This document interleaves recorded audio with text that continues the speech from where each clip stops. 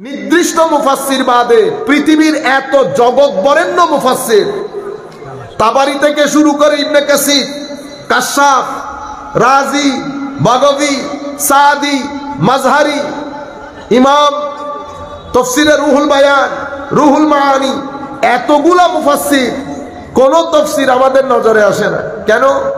কারণ ওগুলা বলতে গেলে আমি যেটা বুঝাইতে চাইতেছি সেটা বুঝাইতে পারবো না। এরপরে আপনি যখন মাহফিল বন্ধ করে দেন তখন আমরা মানুষকে বুঝাই তাফসীরুল কোরআন মাহফিলকে বন্ধ করে দেওয়া হয়েছে। এই কাজ কারা করে? এই কাজ কাফেররা করে। এটা খারেজিদের কথা।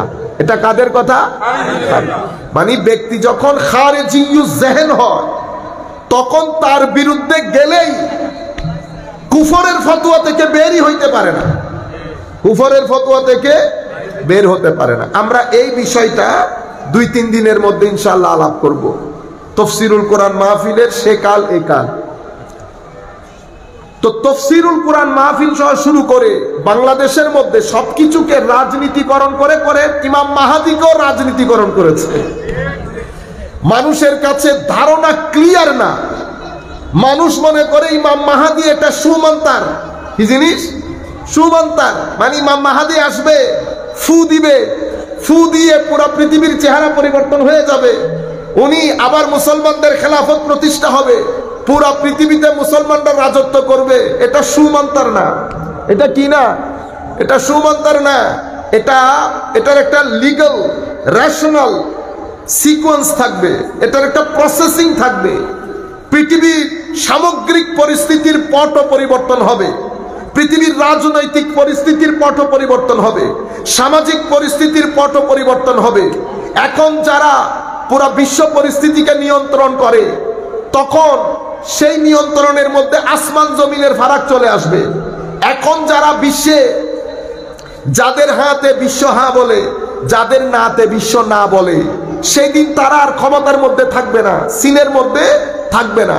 বিশ্ব পরিস্থিতি এটা একটা সিকোয়েন্স, এটা একটা প্রসেসিং। এখানে কেউ পড়ে যাবে, কেউ উঠে যাবে, আবার কেউ পড়ে যাবে, আবার কেউ উঠে যাবে। উঠে গিয়ে 100 বছর থাকবে, আবার স্টেজ থেকে পড়ে যাবে, আবার নতুন প্রজন্ম চলে আসবে। আপনারা বুঝতে পেরেছেন? ইতোপূর্বে পৃথিবীতে ইজিপশিয়ান সিভিলাইজেশন ছিল, অতঃপর ইরাকিরা এসেছে। আপনারা জানা মতে গ্রিসের পরে রোমান, রোমানদের পরে মুসলমান, মুসলমানদের পরে রাশিয়া, রাশিয়ার পরে আমেরিকা, আমেরিকার পরে এখন কোথায় যায় ক্ষমতা আমরা কেউ জানি না। আল্লাহ পাক যদি দয়া করে কিছুদিন পরে আমরাও যে একটা বড় পাওয়ারের পার্ট হব না, সেটাকে আপনি বলতে পারবেন? আল্লাহ যদি তৌফিক দেয়, আমরা যদি ঠিক হই, আমাদের চরিত্র যদি শুধরাইতে পারি, আমাদের ভিতরে যদি সততা, সত্যবাদিতা আসে, জ্ঞান এবং চরিত্র, এই 2 জিনিস যদি আমরা ধারণ করতে পারি, যেটা আমার নবী দিয়েছেন, আমার নবীর দেওয়া জ্ঞান এবং চরিত্র, এই 2টা বাদ দিয়ে অন্য কোনো ভাবে আপনি সভ্যতার ড্রাইভিং সিটে বসতে পারবেন না। সভ্যতার ড্রাইভিং সিটে বসতে পারবেন না। সভ্যতার ড্রাইভিং সিটে বসতে হলে আমার নবীর দেওয়া জ্ঞান, আমার নবীর দেওয়া চরিত্র। আল্লামা ইকবাল কত সুন্দর বলেছে, তো আল্লাহ সে করে দূর, আল্লাহ সে করে দূর, ও তালিম ভি ফিতনা। আপনারা বুঝতে পেরেছেন? তালিম হি কিয়া, নারায়ে তাকবীর ভি ফিতনা। বলা হচ্ছে আল্লাহ থেকে যদি দূরে করে আপনাকে কোন শিক্ষা, যদি আপনাকে আল্লাহ থেকে দূরে নিয়ে যায়, তো এই শিক্ষা ব্যবস্থা ফিতনা। শিক্ষা ব্যবস্থার কথা কি বলবো? যদি নারায়ে তাকবীর দিয়ে রিসালাতের শানে বেয়াদবি করা হয় তো নারায়ে তাকবীরও ফিতনা। নারায়ে তাকবীরও। আল্লামা ইকবাল বলছে আল্লাহ সে করে দূর তো তালিম ভি ফিতনা, কো তালিম হি কিয়া, নারায়ে তাকবীর ভি ফিতনা। উনি তারপরে বলছেন হায় হায়, মুসলমানদের অবস্থা বড় আজীব। কেন? এরা আরেক মুসলমানের গলা কাটে, তখনও পরে নারায়ে তাকবীর, তখনও কি পরে? নারায়ে তাকবীর। আল্লাহ রাব্বুল আলামিন আমাদের সবাইকে ধর্মীয় উগ্রবাদ থেকে রক্ষা করুন। এই ধরনের বরুড়া কামিল মাদ্রাসা থেকে শুরু করে বাংলার জমিনে যত সুন্নি মাদ্রাসা আছে, আমরা দেখতে জীর্ণ শীর্ণ, কোনো সন্দেহ নাই। আমরা আমাদের ভাষা কম সুন্দর, কোনো সন্দেহ নাই। আমরা সেই অর্থে ইংরেজি বলতে জানি না, কোনো সন্দেহ নাই। কিন্তু মনে রাখবেন, বাংলার জমিনে যদি উগ্রবাদ রুখে দিতে চান, আমাদের কোনো বিকল্প নাই। বন্দুক ধরে আপনি উগ্রবাদ বন্ধ করতে পারবেন না। সুতরাং এই ধরনের মাদ্রাসাগুলোকে অক্সিজেন দিতে হবে। অক্সিজেন আমরাই ব্যবস্থা করতে হবে। কারণ ঢাকা বিশ্ববিদ্যালয় এবং বরুড়া কামিল মাদ্রাসা আমাদের দৃষ্টিতে স্বাভাবিকভাবে ওইটা দ্য বেস্ট ইনস্টিটিউশন, কোনো সন্দেহ নাই। কিন্তু আপনি বরুড়া কামিল মাদ্রাসাকে এত নিচে করিয়েন না। কেন? ঢাকা বিশ্ববিদ্যালয় যদি পেটের খাদ্য দেয়, তো বরুড়া কামিল মাদ্রাসা আপনার রুহের খাদ্য দেয়। পেটের খাদ্যে, পেটের খিদায় মানুষ আত্মহত্যা করে না, মানুষ আত্মহত্যা করে রুহের খিদায়। যখন রুহ ক্ষুধার্ত হবে, সমাজ থেকে আপনি আত্মহত্যা কমাতে পারবেন না। ক্রাইম বলেন, ডিভোর্স রেট বলেন, ড্রাগ ডিলিং বলেন, ছেলেদের রাস্তাঘাটে দাঁড়িয়ে গুন্ডামি করেন আমাদের ছেলেরা, এটারে কি বলে? Youth gang. এই জায়গাগুলোর মধ্যে যদি আপনি কাজ করতে চান, এখানে ঢাকা বিশ্ববিদ্যালয় কোনো ভূমিকা রাখতে পারবে না। কারণ ঢাকা বিশ্ববিদ্যালয়ের এটা এরিয়া অফ স্টাডিও না। এখানে কাজ করবে ল এনফোর্সমেন্ট এজেন্সি, ওনারা এখানে বন্ধ করতে পারবেন, কিন্তু এটার কোনো সলিউশন আনতে পারবেন না। এই জায়গাগুলোতে মলম লাগাতে হলে এই ধরনের প্রতিষ্ঠান দরকার, এই ধরনের প্রতিষ্ঠান দরকার। এই মাদ্রাসাগুলা জাতির চরিত্র বলেন, রুহানিয়ত বলেন, এই দুই জায়গার উন্নতির জন্য, সমাধানের জন্য এই মাদ্রাসাগুলা কাজ করে। আপনারা বলেন মাদ্রাসা দিয়ে কিছুই হয় না। মাদ্রাসা দিয়ে কিছু হয় কি হয় না সেটা আমেরিকাকে জিজ্ঞেস করেন। অক্সফোর্ড আমার দেশে না, ক্যামব্রিজ আমার দেশে না, MIT আমার দেশে না, হার্ভার্ড আমার দেশে না। এত বড় বড় বিশ্ববিদ্যালয় যেই জায়গার মধ্যে দাঁড়িয়ে সেই জায়গার ছেলেরা আত্মহত্যা কেন করে আমরা জানতে হবে না? সেই জায়গার ছেলেরা হঠাৎ করে বের হয়ে স্কুলের মধ্যে গিয়ে 18 জন মেরে কেন ফেলে আমরা জানতে হবে না? সেই জায়গার মধ্যে এত কেন সামাজিক অরাজকতা, মানুষের মধ্যে শান্তি কেন নাই, ডিপ্রেশন কেন বেশি, অ্যাংজাইটি কেন বেশি, বিবাহ বিচ্ছেদ কেন বেশি, রেপ কেন বেশি, ড্রাগ ডিলিং কেন বেশি আমাদেরকে জানতে হবে না? তাইলে MIT আর হার্ভার্ড মিলে আমেরিকার মতো রাষ্ট্রকে শান্তি দিতে পারে নাই, আর বাংলার জমিনে ছোট্ট একটা দেশে 20 কোটি লোক এখানে শান্তির সাথে বসবাস করছে। আপনারা মনে করেন শুধু আপনাদের প্যান্ট শার্টের জোরে, আল্লাহর ইজ্জতের কসম, ধরতির মধ্যে যদি এই মাদ্রাসাগুলো না থাকতো, বাংলার হাওয়ার মধ্যে যদি ক্বালা ক্বালা রাসূলুল্লাহি সাল্লাল্লাহু আলাইহি ওয়াসাল্লামের ধ্বনি প্রতিধ্বনিত না হতো, বাংলার মসজিদগুলোতে যদি আজানের ধ্বনি প্রতিধ্বনিত না হতো, ইমামদের জুমার খুতবা না হতো, বাংলার জমিন আপনি এখানে থাকার উপযুক্ত হলে গড়ে তুলতে পারতেন না। কিছু জিনিস দেখা যায়, কিছু জিনিস দেখা যায় না। এই প্রতিষ্ঠান জুমার খুতবা এবং আউলিয়ায়ে কেরামের খানেকা, এগুলা জাতির সভ্যতার জন্য কাজ করে। মনে রাখবেন, শুধু শিক্ষা দিয়ে জাতি শিক্ষিত হয়, সভ্য হয় না। সভ্য হওয়ার জন্য চরিত্রের উন্নতি লাগে, চরিত্রের উন্নতি লাগে। আরেকজনের চাওয়া পাওয়াকে প্রায়োরিটি দেওয়া, আরেকজনকে ভালোবাসা, নিজের টাকার মধ্যে আরেকজনকে শরিক করা, সমাজের অপেক্ষাকৃত গরিব অসহায় মানুষগণের পাশে দাঁড়ানো, এটা কোনো বিশ্ববিদ্যালয় আপনাকে শেখাবে না। শেখাবে না বলতে এটা বিশ্ববিদ্যালয়ের সাবজেক্টই না, এটা মাদ্রাসার সাবজেক্ট, এটা খানেকার সাবজেক্ট, এটা ধর্মের সাবজেক্ট। এটাই আমার নবীর উদ্দেশ্য আসার পেছনে।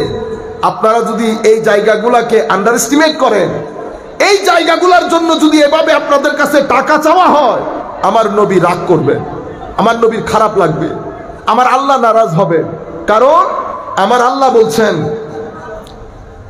ইন্নাল মুসাদ্দিকিনা ওয়াল মুসাদ্দিকাত ওয়া আকরাদুল্লাহ কারদান হাসানা ওয়া আকরাদুল্লাহ কারদান ইউদাফু লাহুম ওয়া লাহুম আজরুন কারীম। আমার আল্লাহ অন্য জায়গার মধ্যে বলেছে, আছে কেউ এমন যারা আমাকে ঋণ দেবে? আল্লাহকে কি কেউ ঋণ দিতে পারে? আমার আল্লাহ বলতে চাচ্ছেন, বান্দা যা কিছু তোকে দিয়েছি, তোকে তোমাদের মধ্যে কাউকে বেশি দিয়েছি, কাউকে কম দিয়েছি। বেশি যাকে দিয়েছি সেই যেন হুঁশ করে, মাওলা বেশিটা কোথায় কোথায় খরচ করব।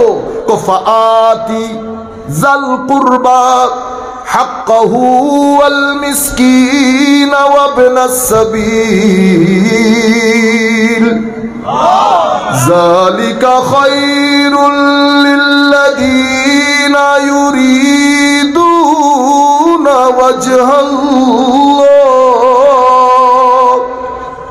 ওয়া উলাইকা হুমুল মুফলিহুন। আমার আল্লাহ বলছেন, বান্দা তোমাদের মধ্যে সবার অর্থনৈতিক অবস্থা আমি সমান করি নাই। আওয়ালাম ইয়ারাউ আন্নাল্লাহা ইয়াবসুতুর রিজকা লিমান ইয়াশাউ ওয়া ইয়াকদির ইন্না ফি যালিকা লাআয়াতিল লিকাউমিন ইউমিনুন।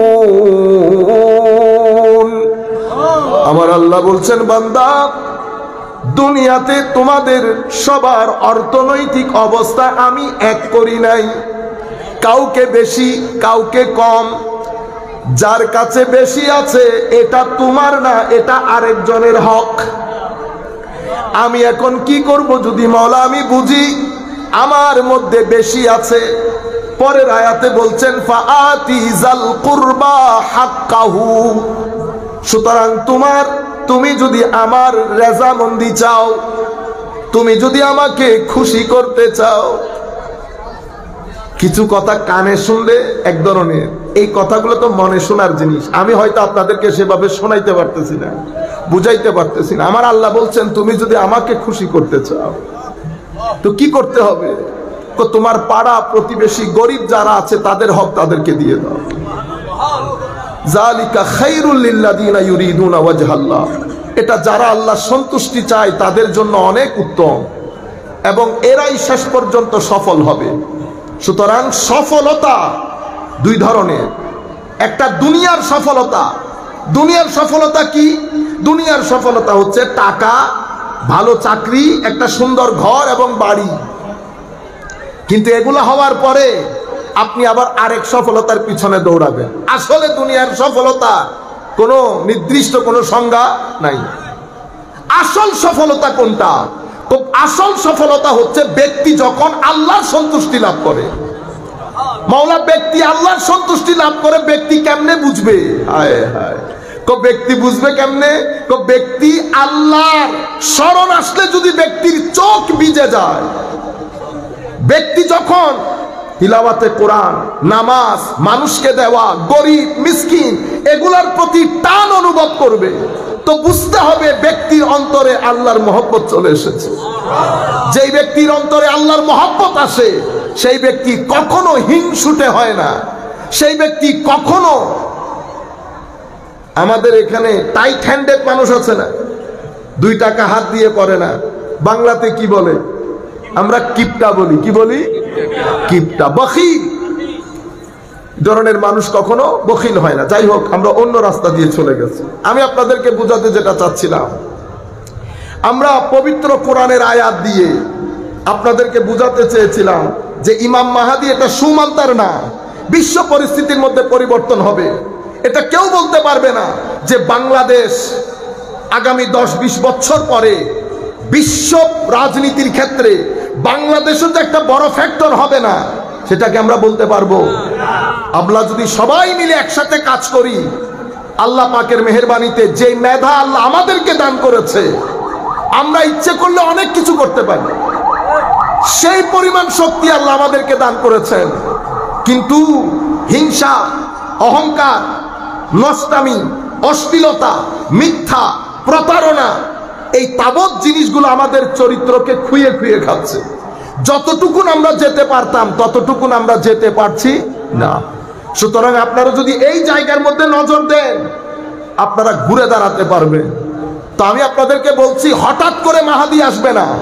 মাহাদির সময়কালে পুরো বিশ্ব পরিস্থিতির মধ্যে এক অদ্ভুত পরিবর্তন আসবে। আজকের যারা বিশ্বমরল, তারা সেদিন বিশ্বমরল থাকবে না। এটা একটা সিকোয়েন্সের মধ্য দিয়ে যাবে।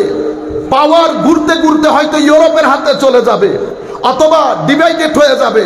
কিছু পাওয়ার মিডল ইস্টে আসবে, কিছু ইউরোপে যাবে। বাংলাদেশের পরিস্থিতি, আমাদের ইন্দো পাক সাবকন্টিনেন্টের পরিস্থিতি, আরব বিশ্বের পরিস্থিতি, এখান থেকে দিন উঠতে উঠতে উঠতে দিন নাম নেওয়ার কেউ বাকি থাকবে না। আপনি ইমাম মাহাদিকে নিয়ে আসতেছেন আজকে কালকে পরশু। আপনারা বলেন না হিন্দের গজওয়ায়ে হিন্দ, ওই ব্যক্তির জবানে মানুষকে কিভাবে উগ্রতার দিকে ঢাবিয়ে দিচ্ছে দেখেন। গজওয়ায়ে হিন্দ হবে, আমরা যুদ্ধে লিপ্ত হব। ওরে বাপ রে বাপ, কি যুদ্ধে লিপ্ত হবে? বেটা পাশের বাড়ির গরিব মানুষকে 50 টাকা দাও না, যুদ্ধে লিপ্ত হবে। ও যেই হাদিসের মধ্যে আমার নবী হিন্দের যুদ্ধের কথা বলেছে, একই হাদিসের মধ্যে সিন্ধের যুদ্ধের কথা বলেছে। যুদ্ধ শুধু হিন্দে যাবে না, সিন্ধেও যাবে, মানে ইন্ডিয়া পাকিস্তান দুইটার বিরুদ্ধে যাবে। কেন? কারণ দ্বীনের নাম নেওয়ার কেউ থাকবে না। সিন্ধ মুখে আসে নাই, হাদিসের রওয়ায়াতের মধ্যে সিন্ধ নাই। আমরা একটা একটা করে দেখব। আপনারা বুঝতে পারছেন?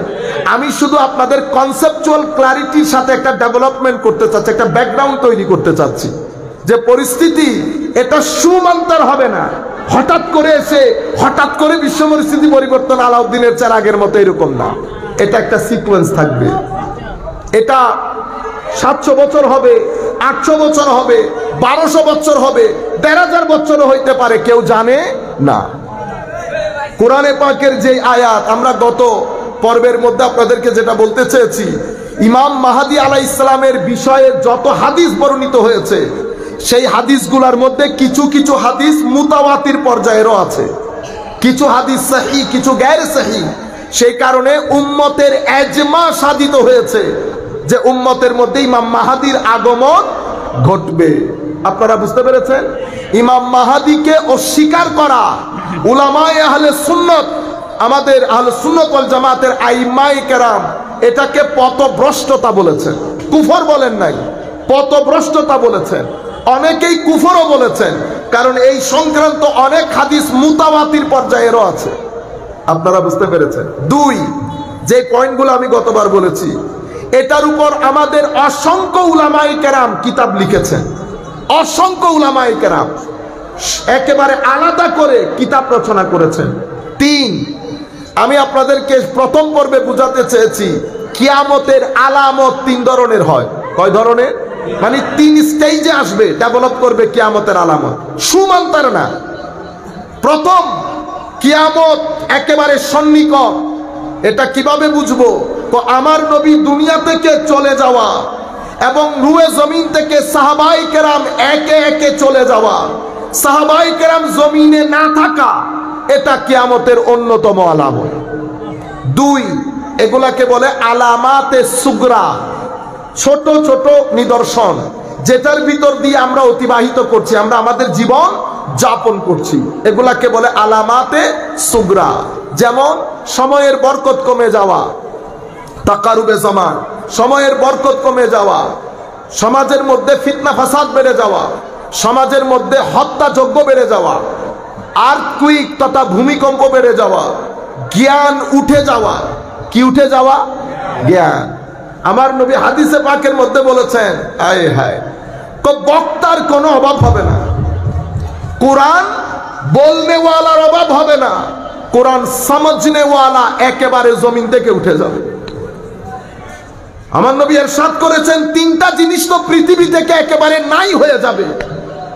হালাল ইনকাম একেবারে নাই হয়ে যাবে, আল্লাহর জন্য কাউকে মহব্বত করা, ইখলাস তথা একনিষ্ঠতা জমিন থেকে উঠে যাবে। তৃতীয় যে জিনিসের কথা বলেছে, এটা অনেক অ্যালার্মিং, এটা আমাদের সিনা একেবারে হয় না বিদীর্ণ করে দেওয়া। ইলমে নাফে, উপকারী জ্ঞান জমিন থেকে উঠে যাবে। কিভাবে উঠাবে? বুখারী শরীফের রওয়ায়াতের মধ্যে আমার নবী বলছেন, ইন্নাল্লাহা লা ইয়াকবিদুল ইলমা ইনতিজাআন ইয়ানতাজিউহু মিনান নাস বাল ইয়াকবিদুল ইলমা বিকবদিল উলামা। আমার আল্লাহ বড় বড় আলেমে রাব্বানীদেরকে ইন্তেকাল দিয়ে জমিন থেকে ইলমে নাফে উঠিয়ে ফেলবেন। কিতাব কিতাবের জায়গায়, মাদ্রাসা মাদ্রাসার জায়গায়, টিভি চ্যানেলের জায়গায়, বক্তা বক্তার জায়গায়, তাফসীরুল কোরআনের জায়গায়। কিন্তু আমার নবী বলছেন ইলমে নাফে তথা ইলম উঠে যাবে। ইলমে নাফে কাকে বলে? তো ইলমে নাফে এমন জ্ঞান, যেই জ্ঞান ব্যক্তির সিনার ভিতরে আল্লাহর খৌফ ও খশিয়তকে জাগরিত করে, যেই জ্ঞান মানুষকে পরকালমুখী করে, যেই জ্ঞান মানুষের সিনার ভিতর থেকে লোভ লালসা দূর করে দেয়, যেই জ্ঞান মানুষের সিনার ভিতরে আল্লাহ রাব্বুল আলামিনের নৈকট্যের নূর দান করে। উপকারী জ্ঞান কাকে বলে? উপকারী জ্ঞান এমন জ্ঞান, যেই জ্ঞানের মাধ্যমে আপনি যখন আলোচনা করবেন, ব্যক্তি, পরিবারের, সমাজের চরিত্র পরিবর্তন হয়ে যাবে। মনে রাখবেন, জ্ঞান দুই ধরনের হয়। একটা জ্ঞানের মাধ্যমে আপনি একটা জিনিস জানতে পারবেন, কিন্তু আপনার ভিতর জগতে ধাক্কা লাগবে না, চরিত্র পরিবর্তন হবে না। আরেকটা জ্ঞান এমন আছে যেটার মাধ্যমে আপনি জানতেও পারবেন, আপনার ভিতরের জগতের মধ্যে তরঙ্গ তৈরি হবে, আপনার চোখ ভিজে যেতে চাইবে, আপনার মাথা আল্লাহর দরবারে সিজদা দিতে চাইবে, আপনার ভিতরের জগতের মধ্যে ইশক, মোহাব্বত, মাওয়াদ্দাতের একটা ঢেউ আসবে। বুঝতে হবে এটা ইলমে নাফে, এটা ইলমে নাফে। এভাবে অসংখ্য নিদর্শন আমার নবী ইরশাদ করে গেছেন। আরো কি বলেছে জানেন? আমার নবী ইরশাদ করেছেন, বক্তা বের হবে, বক্তা, দাঈ ইলাল্লাহ। মুসলিম শরীফের রওয়ায়াত আমার নবী বলছেন, দাঈ ইলাল্লাহ সাতাকুনু দুআত ইলা আবওয়াবে জাহান্নাম। দাঈ কোরআন হাদিস থেকে কত সুন্দর সুন্দর করে কথা বলে না, কিন্তু আমার নবী বলবে কোরআন হাদিস থেকে, ডাকবে জাহান্নামের দিকে। এগুলা যখন পড়ি তখন এক ধরনের একটা ভয় চলে আসে। দুআত ইলা আবওয়াবে জাহান্নাম। আমার নবী ইরশাদ করছেন, হযরত হুযায়ফা লম্বা হাদিস অনেকবার বলেছে, আমি এজন্য আর চাচ্ছি না এগুলা বলতে। আমার নবী সাল্লাল্লাহু আলাইহি ওয়াসাল্লামকে ইরশাদ করছেন, ইয়া রাসূলুল্লাহ, আমাদের জন্য আপনার গাইডলাইন কি হবে? আমার নবী সাল্লাল্লাহু আলাইহি ওয়াসাল্লাম ইরশাদ করেছেন, সব সময় উম্মতের খলিফা উম্মতের মেইন স্ট্রিমকে আঁকড়িয়ে ধরবে, কখনো মেইন স্ট্রিম থেকে, জামাত থেকে কখনো নিজেকে বিচ্ছিন্ন করবে না। তুমি যদি জামাত থেকে বিচ্ছিন্ন করো তো নিজে তুমি জাহান্নামে নিক্ষেপ করে দেওয়ার রূপান্তর হবে। আপনারা বুঝতে পেরেছেন? এভাবে আমার নবী ইরশাদ করেছেন, পুরো পৃথিবী থেকে দিন যেতে যেতে নিজেকে রক্ষা করার জন্য ঈমান দিন জায়গায় থেকে যাবে, ঈমান পুরো পৃথিবী থেকে পলায়ন করে মদিনা শরীফ চলে যাবে। ইন্নাল ঈমান লা ইয়ারিজু ইলাল মাদিনা কামা তারিজুল হাইয়াতু ইলা জুহরিহা। এই আন্দাজ হয়ে যাবে, ঈমান মদিনা শরীফ চলে যাবে, কারণ ঈমানের জায়গা মদিনা শরীফ। ঈমানের জায়গা তো যেই ব্যক্তি মদিনা শরীফ যেতে চাইবে না, বুঝতে হবে সেই ব্যক্তির মধ্যে ঈমান নাই, ঈমান নাই। কারণ আমার নবীর মুহাব্বত বাদে ঈমানের কোনো জায়গাও নাই। ইশকে রাসূল, আদবে রাসূল, হুব্বে মুস্তাফা ছাড়া ঈমানের কোনো অস্তিত্ব নাই। সম্মানিত উপস্থিতি, এই কিছু ছোট ছোট আলামত বর্ণনা করেছে। এরপরে আমার নবী সাল্লাল্লাহু আলাইহি ওয়াসাল্লাম ইরশাদ করেছেন, কিয়ামতের তৃতীয় পর্বের আলামত, এগুলাকে বলে আলামাতে কুবরা। আলামাতে কুবরা, বড় আলামত। বড় আলামত গুলো 10টা। অন্যান্য জায়গার মধ্যে আরো বেশ কিছু রিওয়ায়াত আছে, সবকিছু মিলাইলে 12টা হয়, আমরা 10টা বলি। এই 10টা আলামতের প্রথম আলামত হচ্ছে ইমাম মাহদী আলাইহিস সালামের আগমন।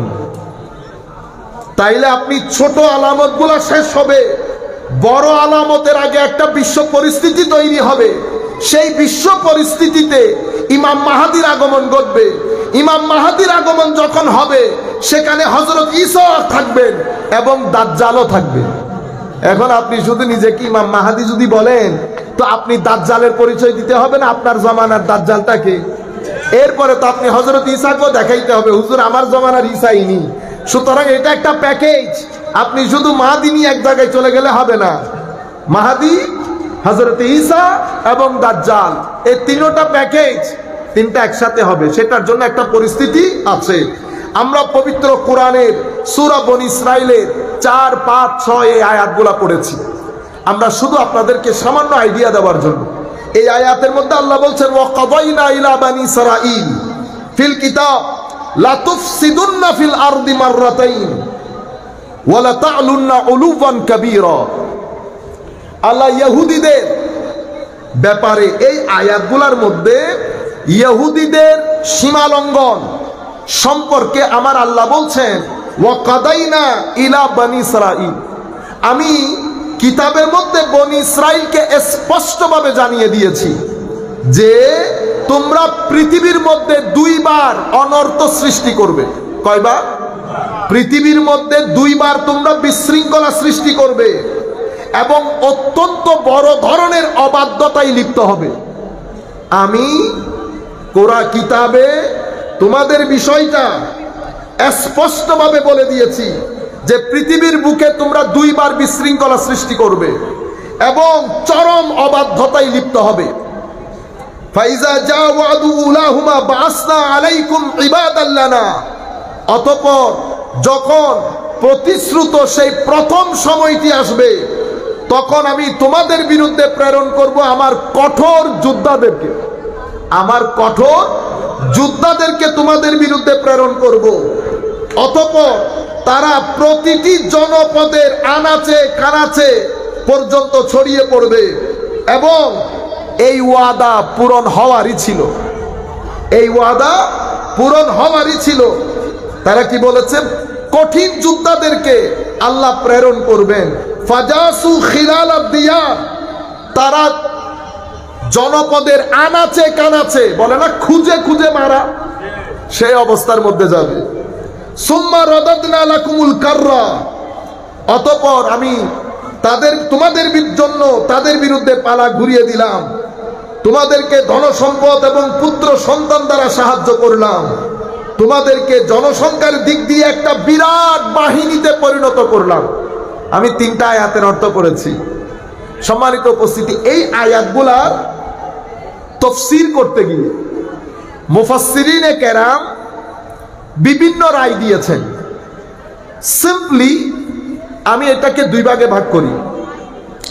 কিছু উলামায়ে কেরাম অথবা অনেক উলামায়ে কেরাম বলেছেন এই ঘটনাগুলা ইতোপূর্বে ঘটে গেছে, ইতোপূর্বে যেগুলা ঘটে গেছে সেগুলার বর্ণনা আল্লাহ দিয়েছেন।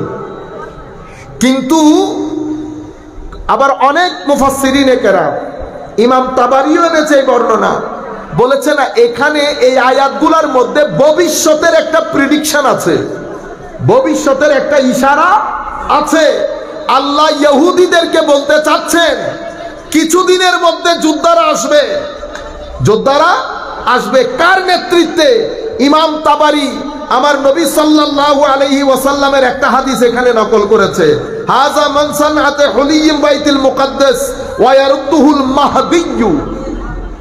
রাসূল করিম সাল্লাল্লাহু আলাইহি ওয়াসাল্লামের একটা লম্বা হাদিস হযরত হুযায়ফা ইবনুল ইয়ামান থেকে ইমাম তাবারি বিস্তারিত বর্ণনা করেছেন।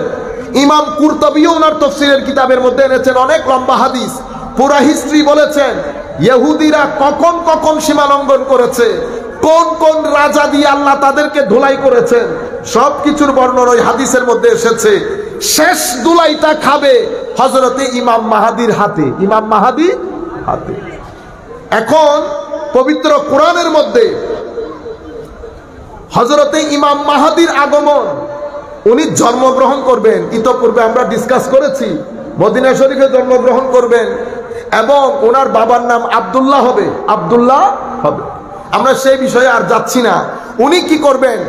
ওনার সাথে হযরতে ঈসা আলাইহিস সালামের সাথে সাক্ষাৎ হবে বাইতুল মুকাদ্দাস ফজরের নামাজের সময়।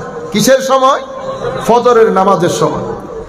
উনি হযরতে ইমাম মাহদী আলাইহিস সালাম, উনি যখন পুরা ওই এলাকার মধ্যে খেলাফত যখন প্রতিষ্ঠিত হয়ে যাবে, যখন ওনার উত্থান হবে, উনি যখন বায়াত গ্রহণ করা শুরু করবেন, কাবা শরীফের হজ্জের মৌসুমে, ওই বছরের হজ্জের মৌসুমে মকাম ইব্রাহিম এবং হাজরে আসওয়াদের মাঝখানে উনি বায়াতের কর্মকাণ্ড সূচনা করবেন।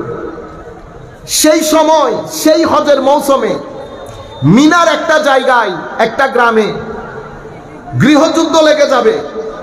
সেই গৃহযুদ্ধ থেকে বাঁচার জন্য সবাই ইমাম মাহদী আলাইহিস ইসলামের কাছে আশ্রয় গ্রহণ করতে চাইবে এবং ইমাম মাহদী আলাইহিস ইসলাম তখন দিমাশক থেকে কিছু সৈন্যবাহিনী বের হবে, তারা ওখানে হত্যাযজ্ঞ করবে।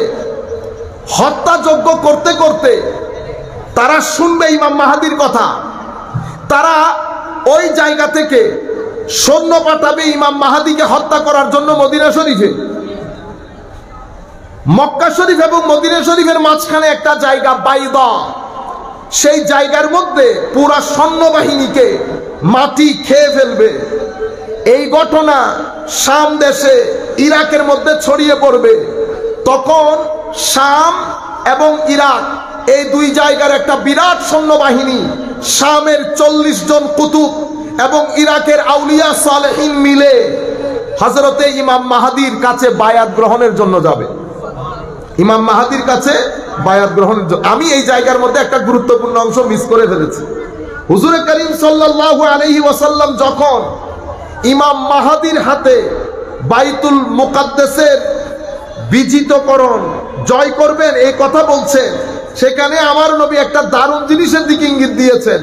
আমার নবী বলেছেন ওয়ায়ারুদ্দুহুল মাহদী, মাহদী বাইতুল মানে মসজিদে কুদস এটাকে রক্ষা করবে। এবং আমার নবী সাল্লাল্লাহু আলাইহি ওয়াসাল্লাম ইরশাদ করছেন মাহদীর সাথে সেই দিন 1700 যুদ্ধ জাহাজ থাকবে। কয়শো? আমার নবী বলছেন ওয়াহুয়া আলফু সাফিনাসিন ওয়া সাবউমিয়াতে সাফিনা। আমার নবীর আমার ইমাম মাহদীর সাথে সেই দিন 1700 যুদ্ধ জাহাজ থাকবে। আমাদের কাছে এখন কয়টা আছে যুদ্ধ জাহাজ? পুরা পৃথিবীর কাছে। আপনারা এটারে সুমন্তর বানাই দিলেন। এটা একদিনের কাজ না, এটা তো একটা ডেভেলপমেন্ট, একটা প্রসেসিং, এটা একটা পরিস্থিতি তৈরি হবে। পরিস্থিতি তৈরি হবে, 100 বছর যাবে, 200 500 300 কত বছর যায় আল্লাহ পাক ভালো জানে। যেতে যেতে 1700 যুদ্ধ জাহাজ মুসলমানদের হাতে আসবে যে কোনো উপায়ে। তখন উনি আক্রমণ করবেন। আপনারা এই প্রত্যেক দিন ইমাম মাহদীর যেভাবে জন্মগ্রহণ করা শুরু করিয়েছেন, মানুষ তো দিন দিন পরে মানুষ খেপে যাবে। শেষ পর্যন্ত ইমাম মাহদী অস্বীকারই করবে। সুতরাং আমার নবী সাল্লাল্লাহু আলাইহি ওয়াসাল্লাম ইরশাদ করেছেন মাহদী যখন পুনরুদ্ধার করতে যাবে তখন মাহদীর সাথে 1700 যুদ্ধ জাহাজ। শুধু কি তাই, বলা হচ্ছে উনি একটা গ্লোবাল এম্পায়ার প্রতিষ্ঠা করবেন। কি এম্পায়ার? Global empire. এটা শুধু মিডল ইস্টের মধ্যে, বাংলাদেশ ইন্ডিয়া পাকিস্তানের মধ্যে না, গ্লোবাল এম্পায়ার প্রতিষ্ঠা করবেন। কতদিন হুকুমত করবেন? কেউ বলেছে 7, কেউ বলেছে 9, কেউ বলেছে 20, কিন্তু বেশিরভাগ মতে, শুদ্ধ মতে, সহি মতে 20 বছর। 20 বছর হুকুমত করবেন, কিন্তু গ্লোবাল এম্পায়ারের খলিফা হবেন। গ্লোবাল এম্পায়ারের খলিফা পদে অধিষ্ঠিত থাকবেন। হয় 7 বছর, নয় 9 বছর। হয় 7 বছর, নয় 9 বছর। উনি প্রথমে সব সৈন্যবাহিনী ইরাক থেকে, দিমাশক থেকে, মক্কা শরীফ থেকে এবং আফ্রিকা থেকেও, আফ্রিকার সৈন্যবাহিনীও জয়েন করবে। আফ্রিকা তখন আবার নতুন করে সেজে উঠবে, শক্তিশালী হবে। আপনারা জানেন ইতোপূর্বে আফ্রিকা সভ্য দেশ ছিল, সভ্যতার শুরু আফ্রিকার দেশ থেকে হয়েছে। হাদিসে পাকের বর্ণনা অনুযায়ী হাবাসার একটা সৈন্যবাহিনী, বিরাট সৈন্যবাহিনী মক্কা শরীফ আক্রমণ করে মক্কাকে ধ্বংস করবে। তো শক্তিশালী না হলে ধ্বংস করতে পারবে, আক্রমণে আসতে পারবে, তো সেটা কি একদিন 2 দিনে হয়ে যাবে? হয়ে যাবে না। আমি যদি এতটুকুন আপনাদের মনে বুঝাইতে পারি যে এটা একদিন 2 দিনের বিষয় না, এটা একটা লং প্রসেসিং। কিছু গুরুত্বপূর্ণ হাদিস আসবে পরবর্তীতে, ভালো লাগবে। আমরা বক্তব্য এত দীর্ঘায়িত করব না। গ্লোবাল এম্পায়ার হবে। আফ্রিকান সৈন্যবাহিনী মিশবে হযরতে ইমাম মাহদীর সাথে। উনি ওখান থেকে বের হয়ে দিমাশক জয় করবেন, মসজিদে কুদস জয় করবেন। মসজিদে কুদস কখন জয় করবেন? ফজরের নামাজের ওয়াক্ত হবে। মসজিদে আকসার মধ্যে ফজরের নামাজের সময়কালে ইমাম মাহদী এবং হযরত ঈসা আলাইহিস সালামের সাথে সাক্ষাৎ হবে। ইমাম মাহাদি এবং হযরত ঈসার সাথে সাক্ষাৎ হবে। ইমাম মাহাদি জামাত শুরু করা অবস্থা, হযরত ঈসাকে দেখলে উনি পিছনে চলে আসতে চাইবেন। হযরত ঈসা বলবেন, না, উম্মতের ইমাম যিনি, ইনি আজকে ইমামতি করবেন। ইমাম মাহাদির ইমামতিতে হযরত ঈসা আলাইহিস সালাম ফজরের জামাত আদায় করবেন। অনেক লম্বা কথা, আমি শর্টকাট বলতেছি আপনাদেরকে। সেখান থেকে পিছন দিক থেকে একটা দরজা উন্মোচিত হবে, সেই দরজার মধ্যে দাজ্জাল প্রায় 30,000 ইহুদি নিয়ে দাঁড়িয়ে থাকবে যুদ্ধের জন্য। সেখানে হযরত ইমাম মাহাদি এবং হযরত ঈসা আলাইহিস সালামের যৌথ বাহিনীর সাথে যুদ্ধ হবে। সেই যুদ্ধ হবে বাবে লুদ নামক জায়গায়। আমার নবীর ইলমে নবুয়ত এবং ইলমে গায়বের বিস্তৃতি দেখেন। 1400 বছর পূর্বে বসে আমার নবী সাল্লাল্লাহু আলাইহি ওয়াসাল্লাম কোন হাজার বছর পরে গিয়ে এই ঘটনা ঘটবে, সেটা কোথায় ঘটবে, সেই জায়গার নাম পর্যন্ত আমার নবী হাদিসে পাকের মধ্যে উল্লেখ করেছেন। আর আপনি বলছেন আমার নবী ইলমে গায়েব জানেন না। সম্মানিত, আমার নবী বাবে লুদ, যেই জায়গার মধ্যে এখনো ইসরায়েলের মধ্যে ওনার একটা এয়ারপোর্টও করেছে, সেই জায়গার মধ্যে যুদ্ধ হবে। সেই জায়গার মধ্যে দাজ্জাল পরাস্ত হবে। দাজ্জাল পরাস্ত হলে উনি মসজিদে আকসার মধ্যে মুসলমানদের গ্লোবাল এম্পায়ারের খেলাফতের রাজধানী হিসেবে মসজিদে কুদসকে গ্রহণ করবেন। মসজিদে আকসার মধ্যে রাজধানী প্রতিষ্ঠিত হবে। রাজধানী প্রতিষ্ঠিত হওয়ার পরে সুবহানাল্লাহ, উনি এখান থেকে মিডল ইস্ট, অতঃপর আরেকটু সামনে গিয়ে কোথায় আসবে জানেন? তুর্কির কনস্টান্টিনোপল, কুস্তুনতানিয়া, ওই জায়গার মধ্যে যুদ্ধ হবে। ওই জায়গার মধ্যে যুদ্ধ করে কুস্তুনতানিয়া, তুর্কি এবং ইতালির রোম, এই হাদিসগুলার আলোকে আমি আমার উস্তাদের কাছে যেটা শুনেছি সেটা আপনাদের কাছে বলছি। একটা ফ্যাক্ট বলছি। হাদিসগুলার আলোকে বোঝা যাচ্ছে তখনকার যে ক্ষমতার ভারসাম্য, সেটা বর্তমান যুগে যারা ক্ষমতা দেখায় বা ক্ষমতার সেন্টার, তাদের হাতে তখন ক্ষমতা থাকবে না। হাদিসের আলোকে বোঝা যাচ্ছে তখন বিশ্ব পরিস্থিতির যে পাওয়ার হাউস, সেটা ইটালি এবং তুর্কিতে চলে যাবে। নতুবা উনি শুরুতেই কনস্টান্টিনোপল মানে কুস্তুনতানিয়া এবং রোম আক্রমণের কথা না। এই জায়গার মধ্যে এগুলা বিজয় করবে, তখন বিশ্বযুদ্ধ হবে। কি যুদ্ধ? বিশ্বযুদ্ধ। একটু দরুদ শরীফ পড়েন, আল্লাহুম্মা সাল্লি আলা সাইয়্যিদিনা মাওলানা মুহাম্মদ ওয়া আলা আলি সাইয়্যিদিনা মাওলানা মুহাম্মদ। আমার ঘটনার মধ্যে আকপর হতে পারে। আমি আমার শিক্ষকের কাছ থেকে যা শিখেছি তা আপনাদেরকে বলতেছি, আমি কোনো বড় আলেম না। তো এখানে এই ঘটনাগুলো সব এক জায়গায় আমি আপনাদেরকে যেভাবে বলতেছি সেভাবে নাই। এটা তো বিভিন্ন জায়গার মধ্যে ছড়ানো ছিটানো। ওই জায়গাগুলা নিয়ে আমি তসবির ছাড়ার মতো আমার উস্তাদ যেভাবে শিখিয়েছে সেভাবে করতেছি। এখানে উঠানামও হইতে পারে, জায়গার নামও ভুল হতে পারে, কিন্তু মেইন থিম যেটা, সেটা ঠিক থাকবে, সেটার মধ্যে কোনো গলদ হবে না। এরপরে এই হাদিস ইমাম তিরমিজি শরীফের মধ্যে রওয়ায়াত করেছে। কি বলেছে? আন মুআয ইবনে জাবাল আনিন নবী সাল্লাল্লাহু আলাইহি ওয়াসাল্লাম قال, হযরতে মুআয ইবনে জাবাল থেকে বর্ণিত, উনি বলেন আমার নবী ইরশাদ করেছেন, আল মালহামাতুল উজমা, আল মালহামাতুল উজমা, অন্য রওয়ায়াতে এসেছে আল মালহামাতুল কুবরা ওয়া ফাতহুল কুস্তান্তিনিয়া ওয়া খুরুজুদ দাজ্জাল ফি 7 আশহুর। এই তিনটা ঘটনা, এগুলা কিছুদিনের মধ্যে হয়ে যাবে। এগুলার মধ্যে 10-12 বছরের ফারাক থাকবে না। মানি হযরতে মাহাদির আগমন, দাজ্জাল, হযরতে ঈসা আলাইহিস সালামের আগমন এবং এই বিশ্বযুদ্ধ, এগুলার মধ্যে অনেক দিনের ফারাক থাকবে না।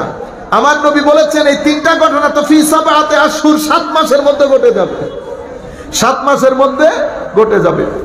ওনার যখন চতুর্দিকে এম্পায়ার প্রতিষ্ঠানের জন্য, এম্পায়ার প্রতিষ্ঠা করার জন্য, খেলাফত প্রতিষ্ঠা করার জন্য, আল্লাহর আইন জমিনের মধ্যে প্রতিষ্ঠা করার জন্য ওনার স্ট্রাগল দেখে পুরো পৃথিবী চেষ্টা করবে একসাথে হয়ে আক্রমণ করার জন্য।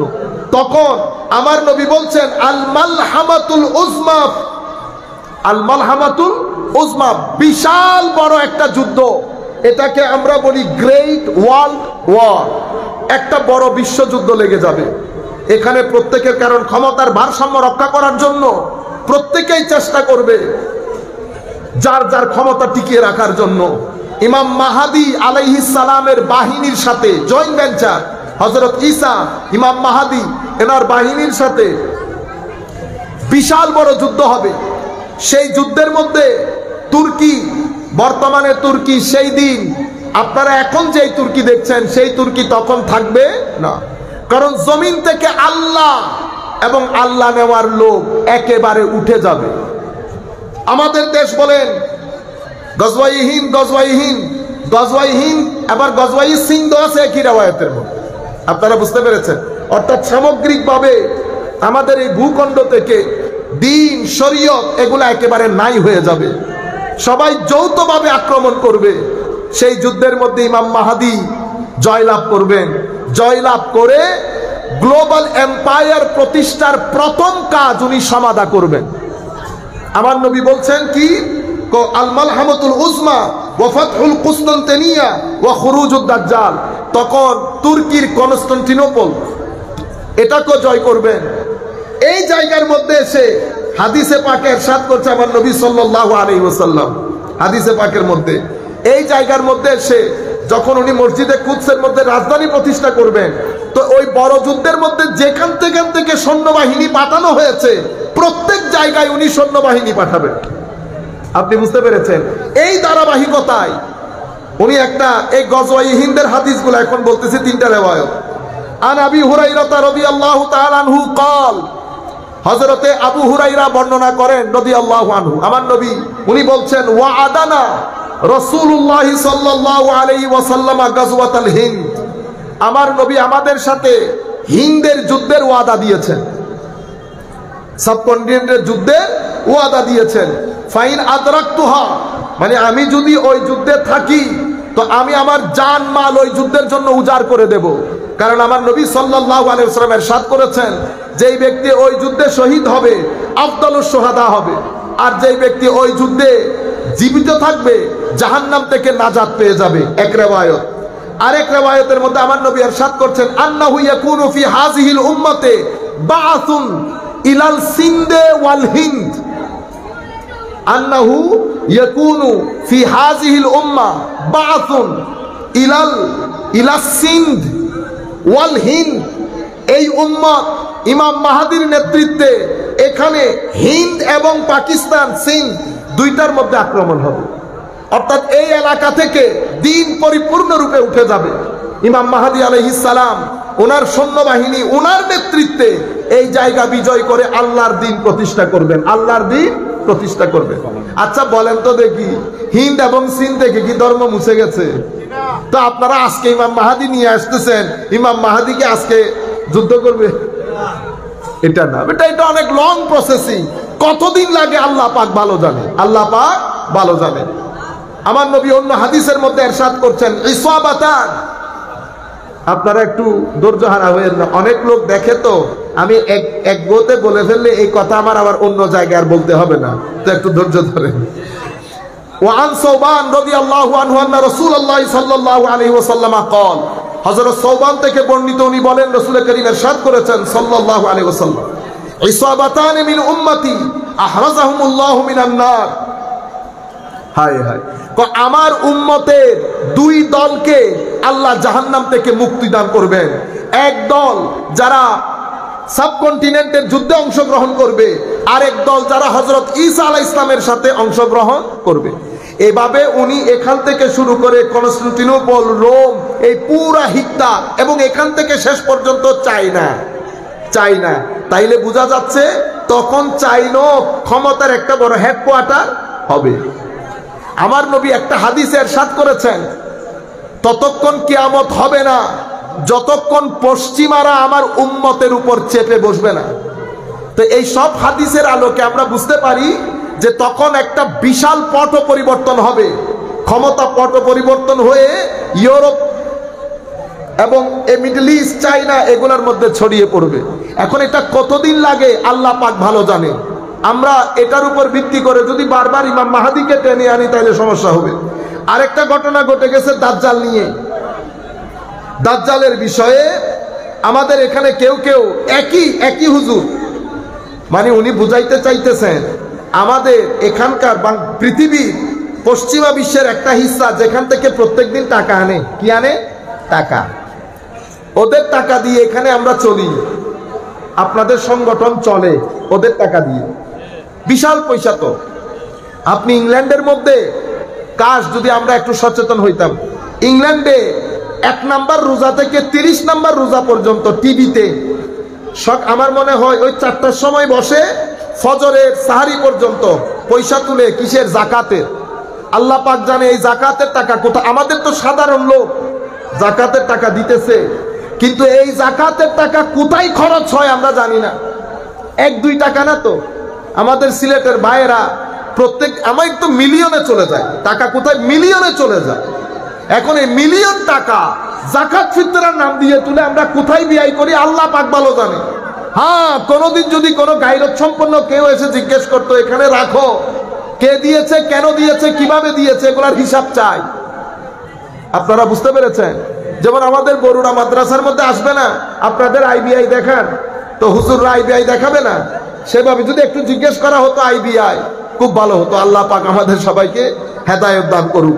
তো হযরতে ইমাম মাহাদির পরে দাজ্জাল নিয়ে বুঝাইতে চাচ্ছে দাজ্জাল ব্যক্তির নাম না, দাজ্জাল বলে দেশের নাম। কিসের নাম?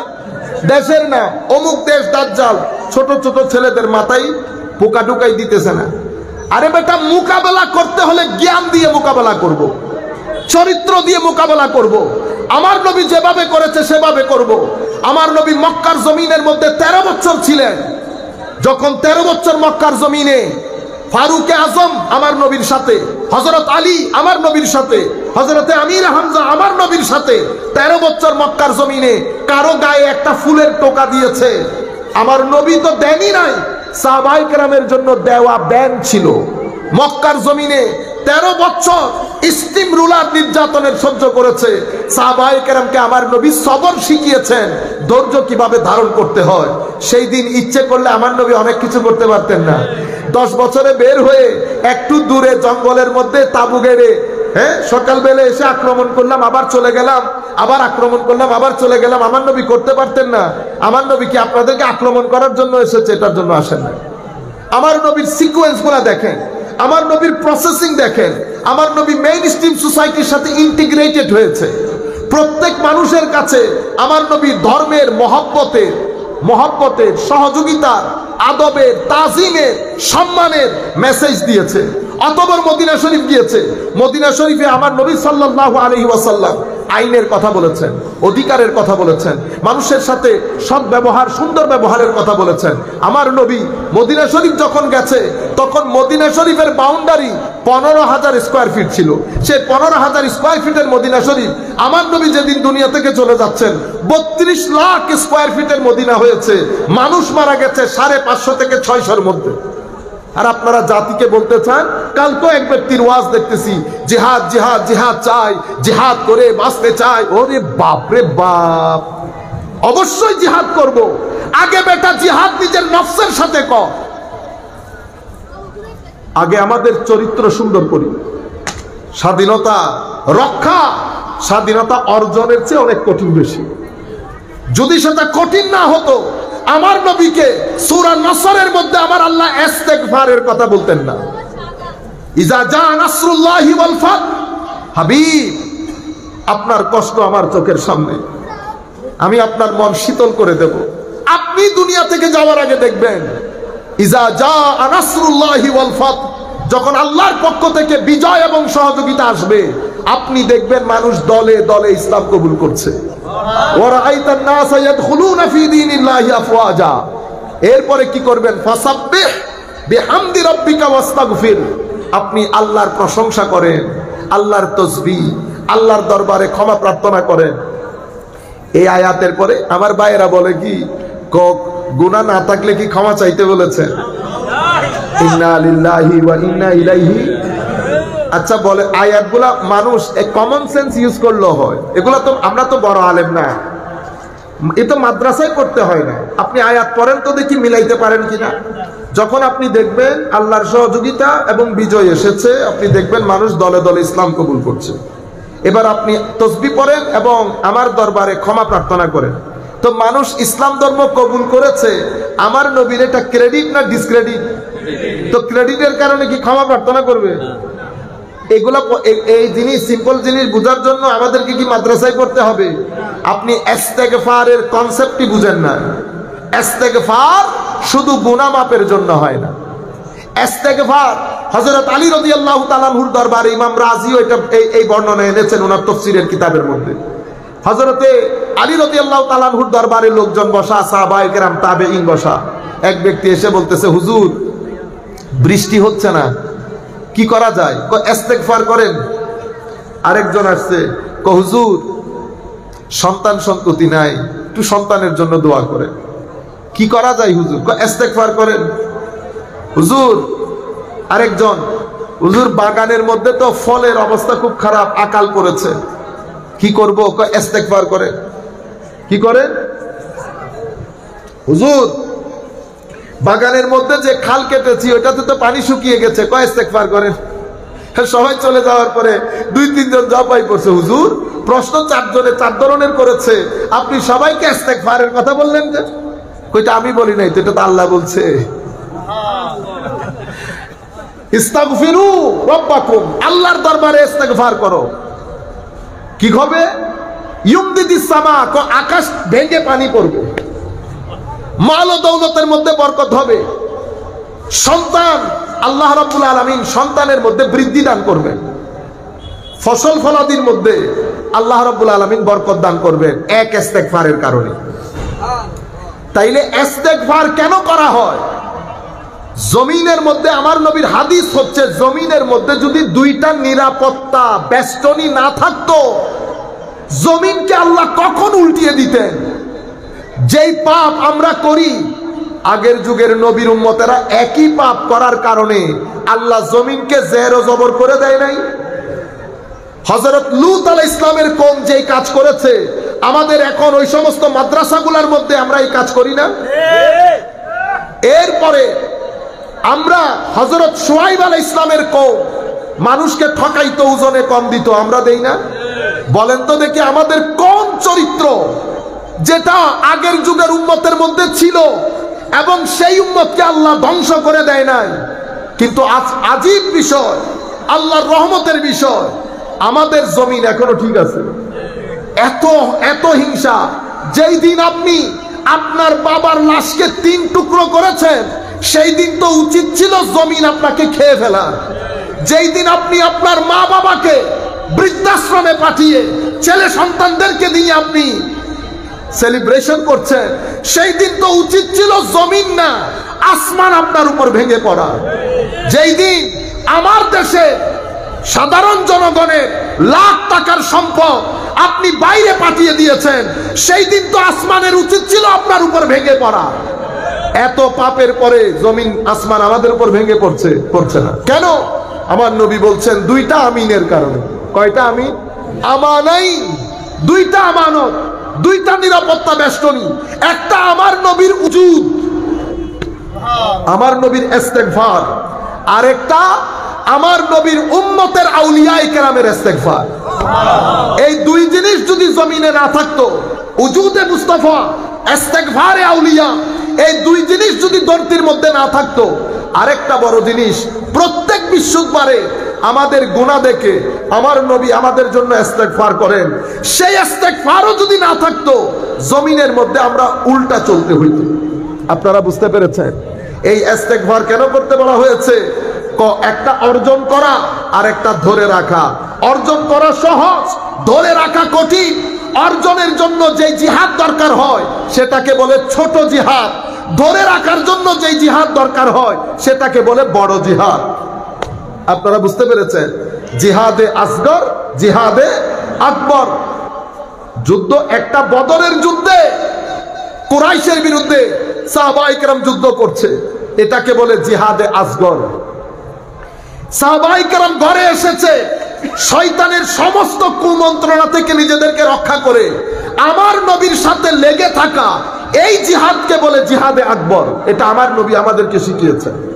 সম্মানিত উপস্থিতি, এই ধরনের কথাবার্তাগুলা বলে আমরা সাধারণ শ্রেণীর মধ্যে কনফিউশন তৈরি করি, যেটা কোনোভাবে আমাদের জন্য উচিত না। তো আমি আপনাদেরকে বলতে চাচ্ছি, একেবারে আমাদের বক্তব্য শেষ পর্যায়ে চলে এসেছে। দাজ্জাল কয়টা কোনো এটা দেশের নাম। আমার নবী দাজ্জাল কেমনে হবে, কোন জায়গা থেকে আসবে সেটাও বলছে। দাজ্জাল হাদিসে পাকের মধ্যে দাজ্জালের হুলিয়া বর্ণনা করছে। আসবে কোত্থেকে, জন্মগ্রহণ কোথায় করবে? শাম এবং ইরাক, অর্থাৎ সিরিয়া এবং ইরাক, এই দুই অঞ্চলের মধ্যবর্তী একটা আসফাহান নামক জায়গায় ইয়াহুদিয়া এলাকার মধ্যে এই দাজ্জালের জন্ম হবে। শাম এবং ইরাক এই দুইটার মাঝখানে ইয়াহুদি আসফাহান নামক এলাকার ইয়াহুদিয়া জায়গার নাম, ওই জায়গার মধ্যে দাজ্জালের জন্ম হবে। আমার নবী উম্মতকে কিভাবে সচেতন করেছে দেখেন। এরপরে উম্মত দাজ্জাল দেখতে যুবক হবে। আমার নবী বলছেন দেখতে, সাহাবায়ে কেরামকে বলতেছেন আমার জমানার আব্দুল উজ্জা নামক ওই ব্যক্তির মতো অনেকটা দেখতে হবে। গায়ের রং শ্যামবর্ণের হবে, চুল পেঁচানো হবে, চোখ অসুন্দর হবে, বাম চোখ অন্ধ হবে, ডান চোখটা আঙ্গুর আছে না, আঙ্গুরের মতো ফুলে বের হয়ে দেখতে বিদ্যুটে লাগবে। এই জায়গার মধ্যে কাফারা, কাফের স্পষ্টভাবে লেখা থাকবে। একেবারে সব ধরনের মানুষ, মুমিন মুসলমান, কালমা পড়া মুসলমান দেখলেই বুঝতে পারবে যে এখানে কাফের লেখা আছে। আপনি এই দাজ্জালটাকে ওই জায়গায় মিলাই দিলেন, দেশের নামের সাথে দাজ্জাল না। দাজ্জালের হুলিয়া যেমন আমার নবী বর্ণনা করেছেন, হযরত ঈসা আলাইহিস সালামের হুলিয়াও বর্ণনা করেছেন। আমার নবী ইমাম মাহদী আলাইহিস সালামের হুলিয়াও বর্ণনা দিয়েছেন। এভাবে হুজুরে করিম সাল্লাল্লাহু আলাইহি ওয়াসাল্লামের এই আখেরি সাহেবজাদা হযরত ইমাম মাহদী আলাইহিস সালামের মাধ্যমে যখন গ্লোবাল এম্পায়ার তৈরি হবে, তখন উনি সেটার মার্কাজ করবেন কুদসের মধ্যে। এভাবে উনি 20 বছর টোটাল ওনার হুকুমত থাকবে। 20 বছর পরে, 20 বছরের মধ্যে 7 অথবা 9 বছর উনি পুরা বিশ্ব এম্পায়ারের খলিফা হিসেবে অধিষ্ঠিত থাকবেন। এরপরে উনি দুনিয়া থেকে চলে যাবেন।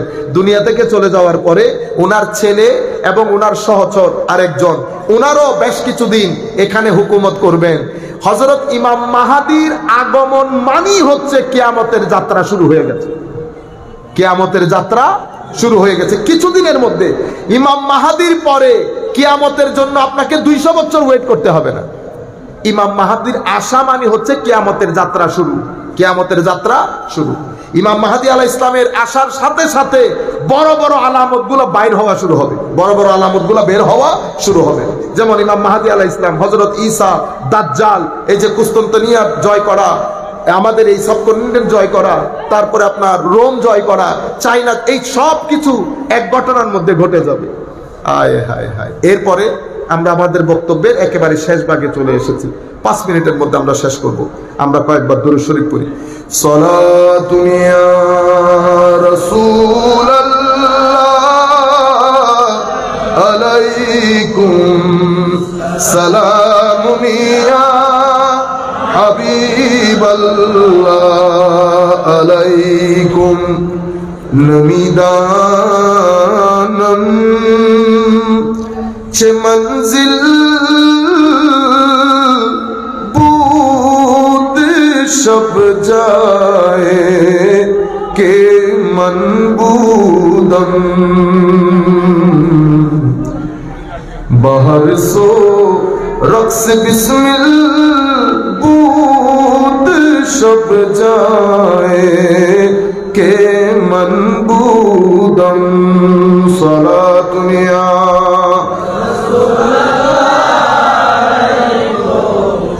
সালামুন ইয়া হাবিবাল্লাহ আলাইকুম, খুদ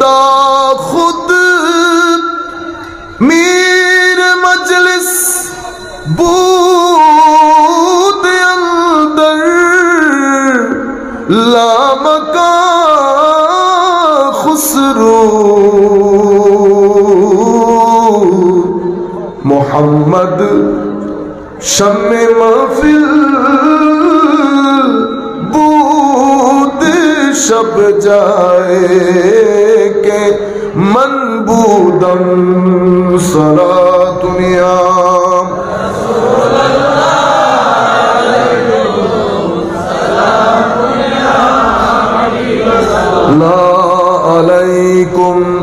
তখন আমরা একেবারে আখেরি আমার নবী সাল্লাল্লাহু আলাইহি ওয়াসাল্লাম তখন 10টা আলামতের কথা বলেছে, এগুলা সিকোয়েন্সের সাথে একটার সাথে একটা হবে। তখন ইয়াজুজ মাজুজ বের হবে, ইয়াজুজ এবং মাজুজ বের হবে। মদিনা শরীফ যখন ঈমান মদিনা শরীফে চলে যাবে, মদিনা শরীফ গায়রে আবাদ হয়ে যাবে। এখন যে বিল্ডিং টিল্ডিং সেগুলো আর থাকবে না, একদম পূর্বের আগের খেজুর গাছের যে সময়কাল, সেই সময়কাল মদিনা শরীফ সেই সময়ে রূপ ধারণ করবে। মদিনা শরীফ থেকে সমস্ত মুনাফিক বের হয়ে দাজ্জালের সাথে গিয়ে মিশবে। মদিনা শরীফের মুমিন গুলা মিয়ে হযরত ইমাম মাহদীর সাথে জয়েন করবে, গায়রে আবাদ হয়ে যাবে, জনশূন্য। মক্কায়ে মুআজ্জামার উপর আক্রমণ করা হবে। আল্লাহ মক্কায়ে মুআজ্জামা, এক riwayat-এর মধ্যে এসেছে মক্কায়ে মুআজ্জামাকে আল্লাহ তুলে নেবে, মক্কায়ে মুআজ্জামাকেও আল্লাহ তুলে নেবেন। এরপরে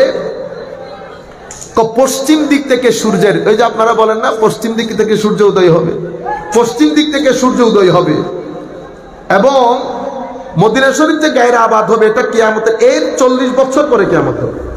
আমার নবী, আপনি টাইম ফ্রেম দেখেন, প্রত্যেকটা জায়গার মধ্যে আমার নবী সাল্লাল্লাহু আলাইহি ওয়াসাল্লাম এই আন্দাজের মধ্যে কথাগুলো বলেছেন। এবং বলা হচ্ছে সূর্য পশ্চিম দিকে উদিত হবে, সেই দিন রাত অনেক লম্বা হবে, মানুষ ঘুমাইতে পারবে না, মানুষ ডান করট বাম করট করবে। সকালে উঠে সূর্য পূর্ব দিকে পশ্চিম দিক থেকে উদয় হবে এবং হাফ ডে পর্যন্ত থেকে আবার ব্যাক করবে। এবং দাব্বাতুল আরদ, বড় মাপের একটা প্রাণীর উদ্ভব হবে, বড় মাপের। এবং আমার নবী সাল্লাল্লাহু আলাইহি ওয়াসাল্লাম ইরশাদ করছেন, হায় হায়, অতঃপর এটা কোরআনে পাকের মধ্যে এসেছে, ধোঁয়াতে চতুর্দিক, ধোঁয়াতে পুরা পৃথিবীকে এনভেলপ করে ফেলবে এবং এই ধোঁয়া পৃথিবীতে প্রায় 40 দিন পর্যন্ত থাকবে। ধোঁয়া পুরা পৃথিবীকে আবৃত করে ফেলবে। এরপর একটা খুশবুদার হাওয়া ইয়েমেন থেকে বের হবে। সেই খুশবুদার হাওয়ার কারণে জমিনের মধ্যে আল্লাহ নাম নেওয়া সমস্ত মুসলমান মুমিন ইন্তেকাল করে ফেলবে। আল্লাহর ওলিদের শান দেখেন, আল্লাহ মুমিনদেরকে আল্লাহ কিভাবে প্রোটোকল দিচ্ছেন। কিয়ামতের ওই জায়গা থেকে আল্লাহ মুসলমানদেরকে আগেই তুলে নিয়েছেন। রুয়ে জমিনের মধ্যে কোন আল্লাহর নাম নেওয়া লোক বাকি থাকবে না। এটার পরে বিভিন্ন রিওয়ায়াতের মধ্যে এসেছে 120 বছর, কয় বছর? 120 বছর পৃথিবীতে কাফের মুশরিকদের রাজ হবে, আল্লাহর নাম নেওয়ার কোন লোক বাকি থাকবে না। আপনারা বুঝতে পেরেছেন? এবং তখন অশ্লীলতা চতুর্দিকে ছড়িয়ে পড়বে। এর পরবর্তীতে ইমাম মাহাদির আগমন হবে। এগুলা ইমাম মাহাদির আগমনের পূর্বক্ষণ, ইমাম মাহাদির পরে মানে ওনার যে মুভমেন্ট, সেই মুভমেন্টের পূর্বক্ষণে এই ঘটনাগুলো ঘটবে, সিকোয়েন্স গুলো একটার পর একটা। 120 বছর পৃথিবীতে বদকিরদার কাফের মুশরিক লোক থাকবে। কোরআনের নুসখা থেকে কোরআনের শব্দগুলো উঠে যাবে, কোরআন একেবারে ব্ল্যাঙ্ক পেপার হয়ে যাবে। হুফাজে কেরামের সিনা থেকে আল্লাহ কোরআনে পাক তুলে নেবে। আজকেও তো আমাদের এখানে 2-3 জন হাফেজ হয়েছে, আপনি ইমাম মাহাদিরে নিয়ে টান দিলেন যে। এর পরবর্তীতে ইয়েমেনের হাদরামাউত থেকে, তার আগে একটা বড় কম্পন হবে। সেই কম্পনের মধ্যে দুনিয়ার সমস্ত কাফের মারা যাবে।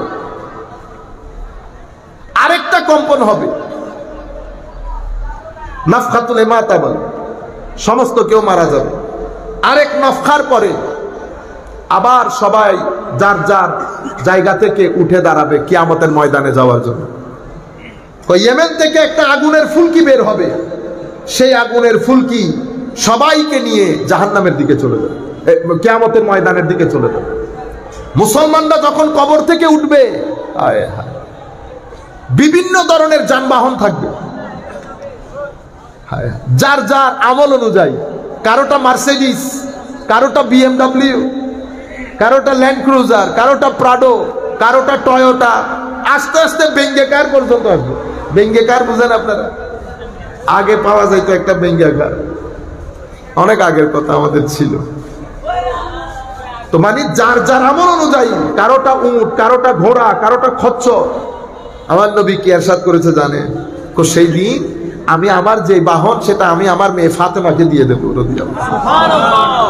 আমার জন্য আল্লাহ জান্নাত থেকে একটা বুররাকের ব্যবস্থা করবে, বুররাকের ব্যবস্থা করবে। এই সিকোয়েন্সের সাথে হাসরের ময়দান, এগুলো আপনি দেখছেন 120 বছর, এর মাঝখানে সময় লাগবে আরো। অতঃপর ইমাম মাহদীর তো আপনি এতদিন পরে 2 দিনের মধ্যে। তবে আরেক রিওয়ায়াতের মধ্যে, এটা আবু দাউদ শরীফ বলেন, মিশকাত শরীফ বলেন, এটা আমি এখানে না বলি, বলতে গেলে আবার কালকে থেকে আপনারা এগুলা সাইজ করে করে ভিডিওগুলো আমার আবার কোন দুঃখে ফেলাইবেন। এটা উলামায়ে কেরামের মজলিসে বললে বেটার। আমার নবী একটা, এই হাদিস মিশকাত শরীফের মধ্যে এসেছে, তাবারানির মধ্যে। আমি আমার উস্তাদের কাছ থেকে শুনেছি, আমি কি আর তাবারানি পড়তে গেছি ভাই, আমরা ছোটখাটো মানুষ। আবু দাউদ শরীফের মধ্যে এসেছে, আমার নবী একটা ইঙ্গিত করেছেন, ইমাম মাহাদি আসবেন কখন, পৃথিবীর শেষ সময় কখন হবে। সেখানে শব্দ ব্যবহৃত হয়েছে বাদা মিয়াতাইন, বাদা মিয়াতাইন। এখন বাদা মিয়াতাইন, মিয়াতাইন মানে তো 200। এখন এটাকে আমরা কিভাবে নেব? সিম্বলিক নেব, মেটাফরিক্যাল নেব? এবং দাজ্জালের ক্ষেত্রে কি বলা হয়েছে জানেন? দাজ্জালের ক্ষেত্রে বলা হয়েছে তার বাহন, তার শব্দ ব্যবহার হয়েছে হেমার, হেমার। তো আমাদের যারা অনুবাদ করে তারা কি করেছে? গাধা। ওই তখন গাধা পাইবি কই? আচ্ছা হেমার, হেমার হবে, কিন্তু তার 2 কান, সিধা কান হবে, 2 কানের মাঝখানে প্রায় 40 বিগত লম্বা হবে, অথবা 40 হাত। সেই দিকে যদি আমরা দেখি, হিমার মানে আসলে গাধা না। আমার নবী ইশারা করতে চেয়েছেন কঙ্কর টঙ্কর টাইপ কোনো কিছু, পাখা থাকবে, 40 হাত চওড়া হবে, খুব দ্রুত গতিতে পুরো পৃথিবীতে সফর করতে পারবে, এমন হবে। এই জায়গার মধ্যে আমার নবী আবারও সিম্বলিক মেটাফরিক্যাল ওয়ার্ড ইউজ করেছেন। হয়তো এখানে যদি আমরা 1000 লাগাই 1200 হয়, আর 2000 লাগাইলে 2200 হয়।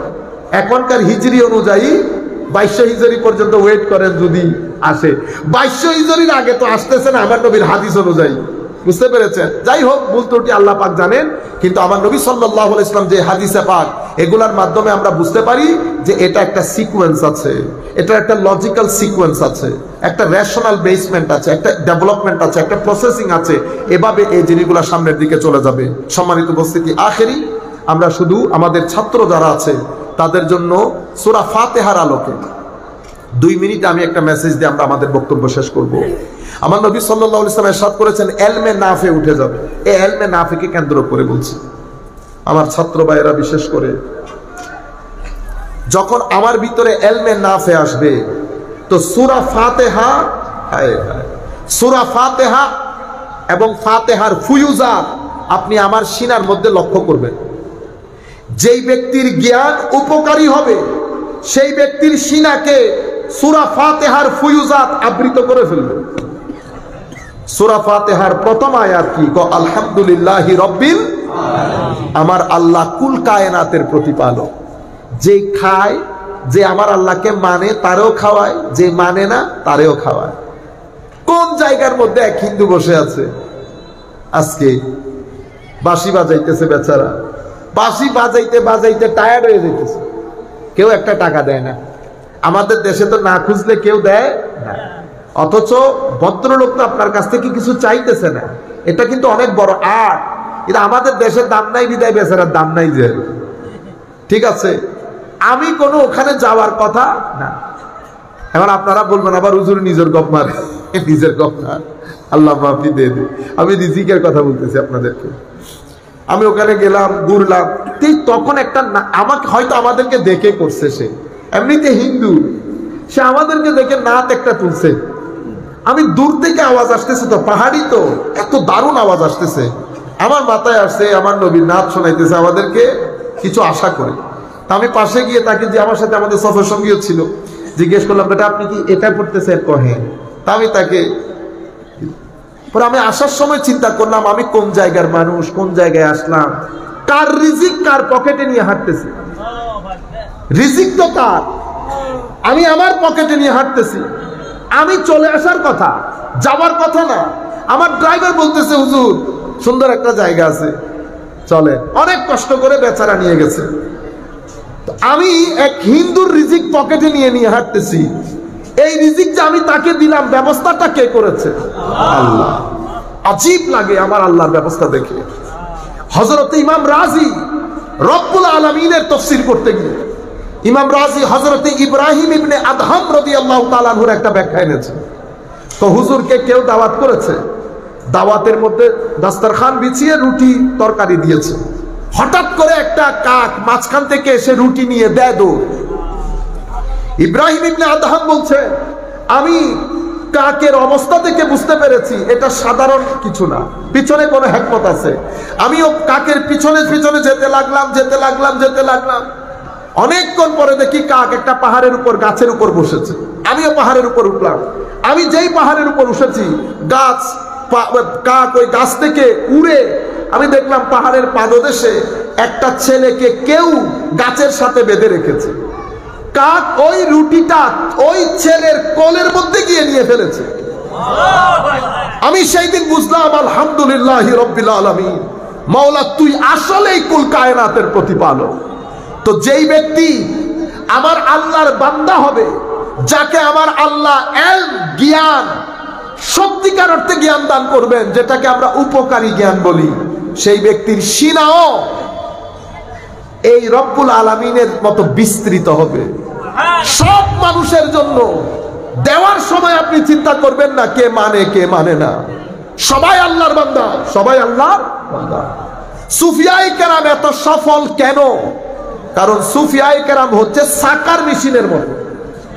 সমস্ত অপরাধী অমুসলিম কাউকে আল্লাহর ওলিরা কখনো ঘৃণা করে নাই। কেন? আলহামদুলিল্লাহি রাব্বিল আলামিন। তো আল্লাহর বান্দার দাম তোর চাওয়া পাওয়ার চেয়ে অনেক বেশি। বান্দা তো আল্লাহ, বান্দা কার? আল্লাহ। সুতরাং মাদ্রাসার ছাত্রদেরকে বলবো, এটা আমাদের জিম্মাদারি। অমুক হিন্দু, অমুক খ্রিস্টান, এটা দেখার বিষয় আপনার না। আমরা যেই জায়গার মধ্যে আমরা থাকবো, আমাদের মাধ্যমে যেন সৃষ্টি জগতের উপকার হয়। সুফিয়ায়ে কেরাম এই তালিম আমাদেরকে দিয়ে গেছেন। আজকের দিন পর্যন্ত আল্লাহর ওলিদের খানেকার মধ্যে যখন খাওয়া দাওয়া হয়, কাউকে আপনার ধর্ম জিজ্ঞেস করা হয় আপনি কোন ধর্মের লোক? আমার নবীর অজুর পানি দিতে নাকি ইহুদির ছেলে। আমার নবীর দরবারে সাহায্য চাইতে আসতেন, মুসলমানরা যেভাবে আসতেন নন মুসলিমও সেভাবে আসতেন। এগুলা নিয়ে কোনো ফারাক করবেন না। ইলম এবং আখলাকের মাধ্যমে দ্বীন প্রচার করবেন। মানুষকে বলতে হয় না, আপনার সোহবতে এসে মানুষ পরিবর্তন হয়ে যাবে। মানুষ শান্তিকামী, মানুষের কাছে এখন শান্তির দরকার। মানুষের মধ্যে শান্তি বন্টন করেন। আমার আল্লাহ যেহেতু আপনার সিনার ভিতরে শান্তি দিয়েছেন, সেই শান্তি মানুষের মধ্যে বন্টন করেন। আলহামদুলিল্লাহি রাব্বিল আলামিন। উপকারী জ্ঞানের প্রথম বিষয় হচ্ছে সিনাকে সমুদ্রের মতো বিস্তৃত করে। সমুদ্র কখনো কাউকে ডিসক্রিমিনেট করে না। হোটেলের মধ্যে যখন খেতে যান, ডান টেবিলের মধ্যে হিন্দু, বাম টেবিলে মুসলমান, একই গ্লাসের মধ্যে খাচ্ছেন না। সুতরাং আমাদের দেশে যেন এই ধরনের, যখনই কেউ আপনাদেরকে ভুল বোঝানোর চেষ্টা করবে, আমি আমাদের ছাত্রদেরকে বলবো তারা যেন এই সহি আমার নবীর রাহমাতুল্লিল আলামিনের আওয়াজ যেন পৌঁছিয়ে দেন সবার কাছে। রব্বুল আলামিন, রাহমাতুল্লিল আলামিন। দ্বিতীয়, আমার আল্লাহ পরিচয় দিচ্ছেন নিজের আর রহমান আর রাহিম। উপকারী জ্ঞান কাকে বলে? যখন জ্ঞান উপকারী হবে, সেটা যদি আপনার সিনার ভিতরে আসে, আপনার ভিতরেও দয়ার সাগর বয়ে যাবে। আমার এটা আর রহমান আর রহিমের ফুয়ুজা। আমার আল্লাহ কুল কায়নাত বেঁচে আছে আমার আল্লাহর রহমতের গুণে। আমার আল্লাহ কখন আমাকে রহমত দেওয়ার সময় চেক করে দেখেছে আমি যোগ্য কিনা?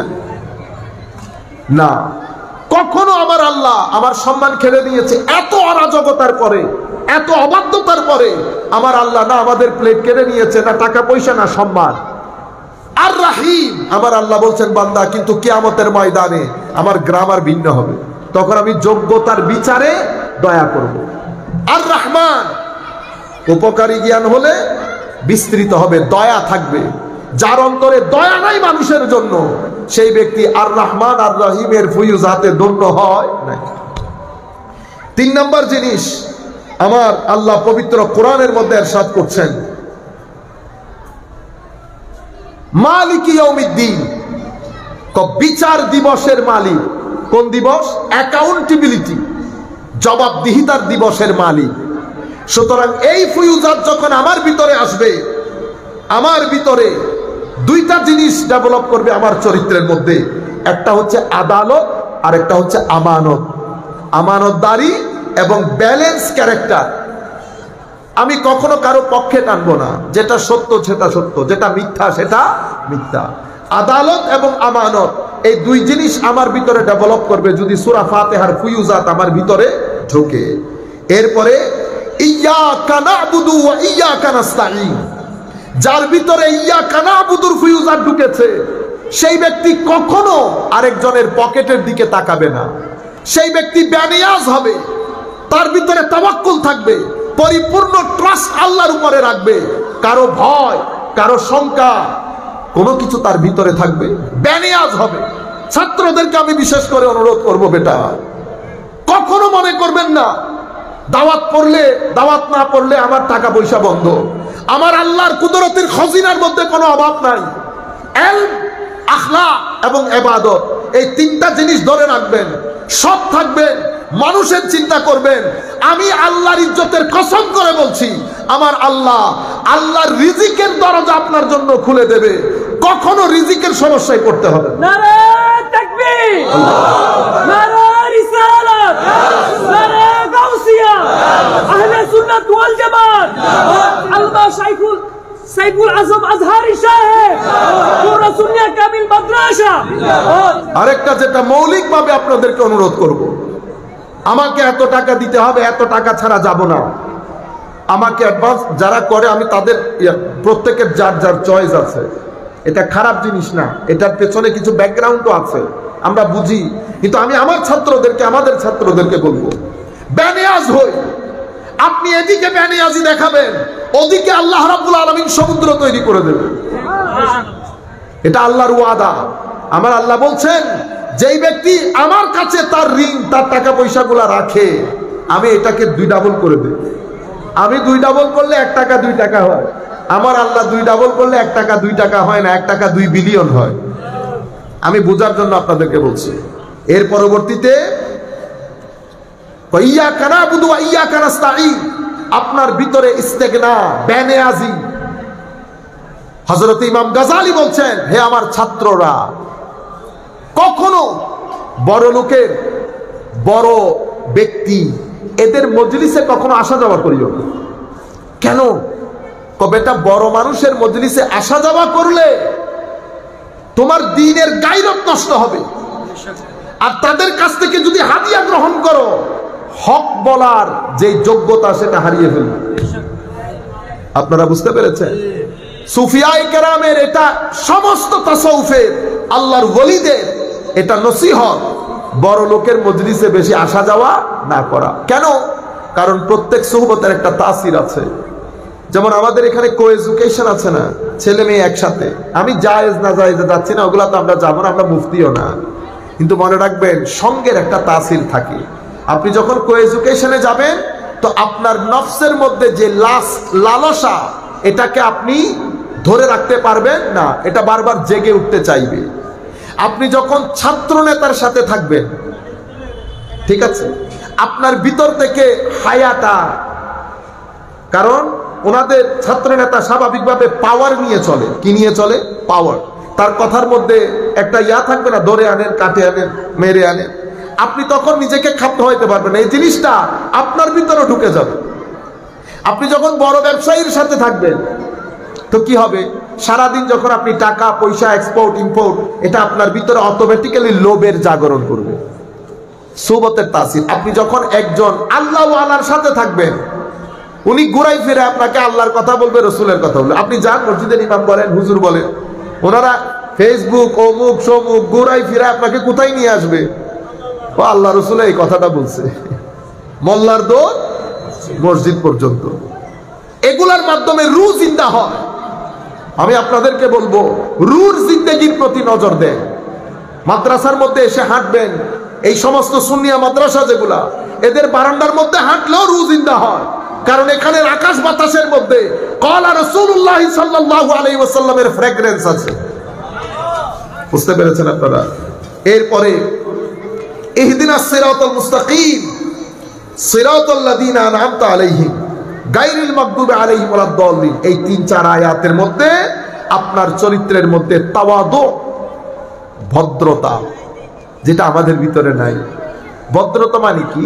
ভদ্র মানে হচ্ছে প্রত্যেক মানুষকে নিজের চেয়ে ভালো মনে করা।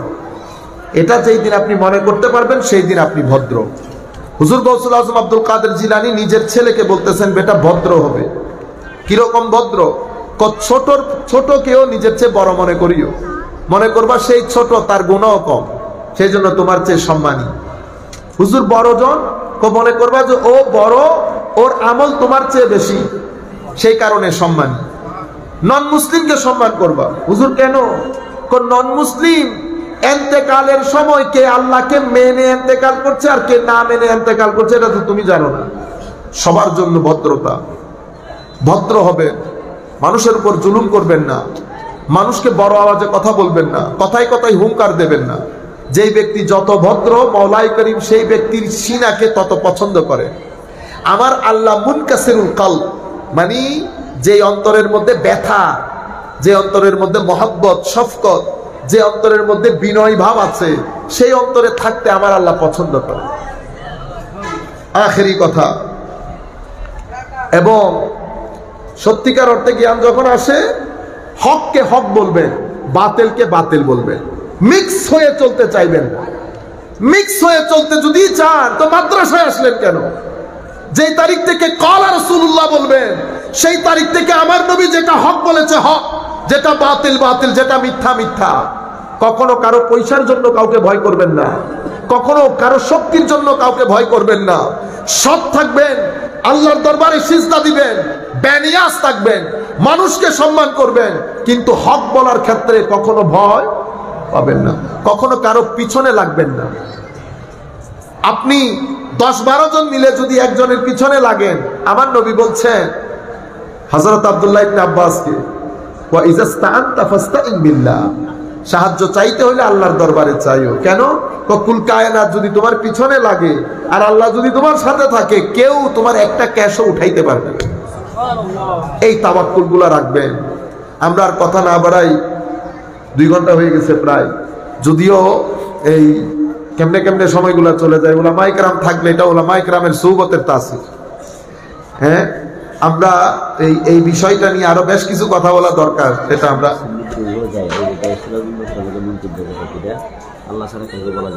সম্মানিত উপস্থিতি। আমার হুজুর বলতেছেন এই গৌসুল আজম বিষয়ক, গৌসুল আজম আল্লাহ ছাড়া আর কাউকে বলা যাবে না। আমি আমার সমস্ত ছেলেদেরকে, যারা যারা যেখান থেকে বসে আমাদেরকে শুনছেন, আমি বিনয়ের সাথে আপনাদেরকে বলি, কোনো একটা বিষয় নিয়ে যখন দেখবেন সমাজের বড় বড় আলেমরা এটাকে জায়েজ বলছে, আপনার পছন্দের কেউ কেউ না জায়েজ বলছে, আপনি কেমনে বুঝে গেলেন এটা না জায়েজ, কিন্তু বড় বড় আলেমরা ইচ্ছে করে এটাকে জায়েজ বলতেছে? এটা হয় কখনো?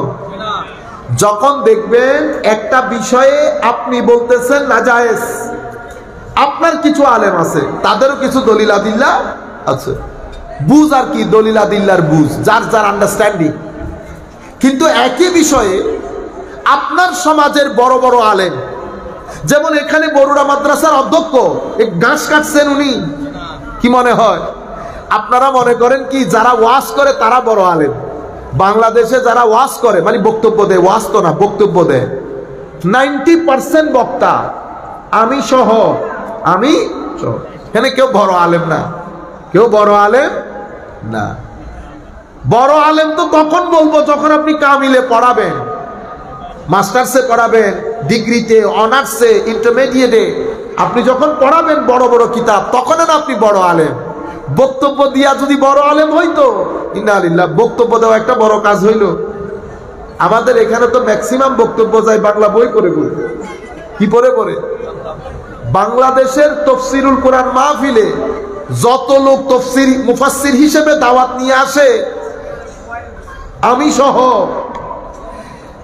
কি বলবো আর কি, সবাই বলেন ইন্না লিল্লাহি ওয়া ইন্না ইলাইহি রাজিউন। বস, বাংলাদেশের মাদ্রাসাগুলোর মধ্যে তাফসীর পড়ানোর লোক নাই, মাহফিলে মুফাসসিরের অভাব নাই। এটাই আমার নবী বলেছেন, বয়ান করার লোকের অভাব হবে না, বুঝার লোকের অনেক অভাব হবে। আফসোসের বিষয় হচ্ছে বাংলাদেশে এখন সহিহ বুখারী, সিহাহ সিত্তা, কাশাফ, বাইদাবি, এই যে ক্লাসিক্যাল সায়েন্সের বড় কিতাব, এগুলা পড়ানোর লোক একেবারে নাই হয়ে গেছে, 3% মধ্যে চলে এসেছে। আপনারা বুঝেছেন? এই ধরনের একটা বিষয় হচ্ছে গৌসুল আজম। ঠিক আছে, যুগ যুগ ধরে সবাই গৌসুল আজম বলছে না? এটা যদি শরীয়তের মধ্যে হারাম হতো, নাজায়েজ হতো, বরুড়া কামিল মাদ্রাসার অধ্যক্ষ এটা বলতো। আমার সাথে বসে আছেন উপাধ্যক্ষ মহোদয় না, উনি বলতেন এতটুকুন চিন্তা করেন, ভদ্রলোক আপনার চেয়ে বেশি না জানলেও কম তো জানার কথা না, ঠিক না? 40-50 বছর যারা মাদ্রাসায় পড়ায়, উনি আপনার চেয়ে বেশি না জানলেও কম জানার তো কথা না, ঠিক না? আন্ডারস্ট্যান্ডিং, আপনি যেটা আন্ডারস্ট্যান্ড করতেছেন, আপনার দৃষ্টিতে আপনি মনে করতেছেন গৌসমানি সাহায্যকারী, আজমানি বড়, সুতরাং গৌসুল আজমানি বড় সাহায্যকারী।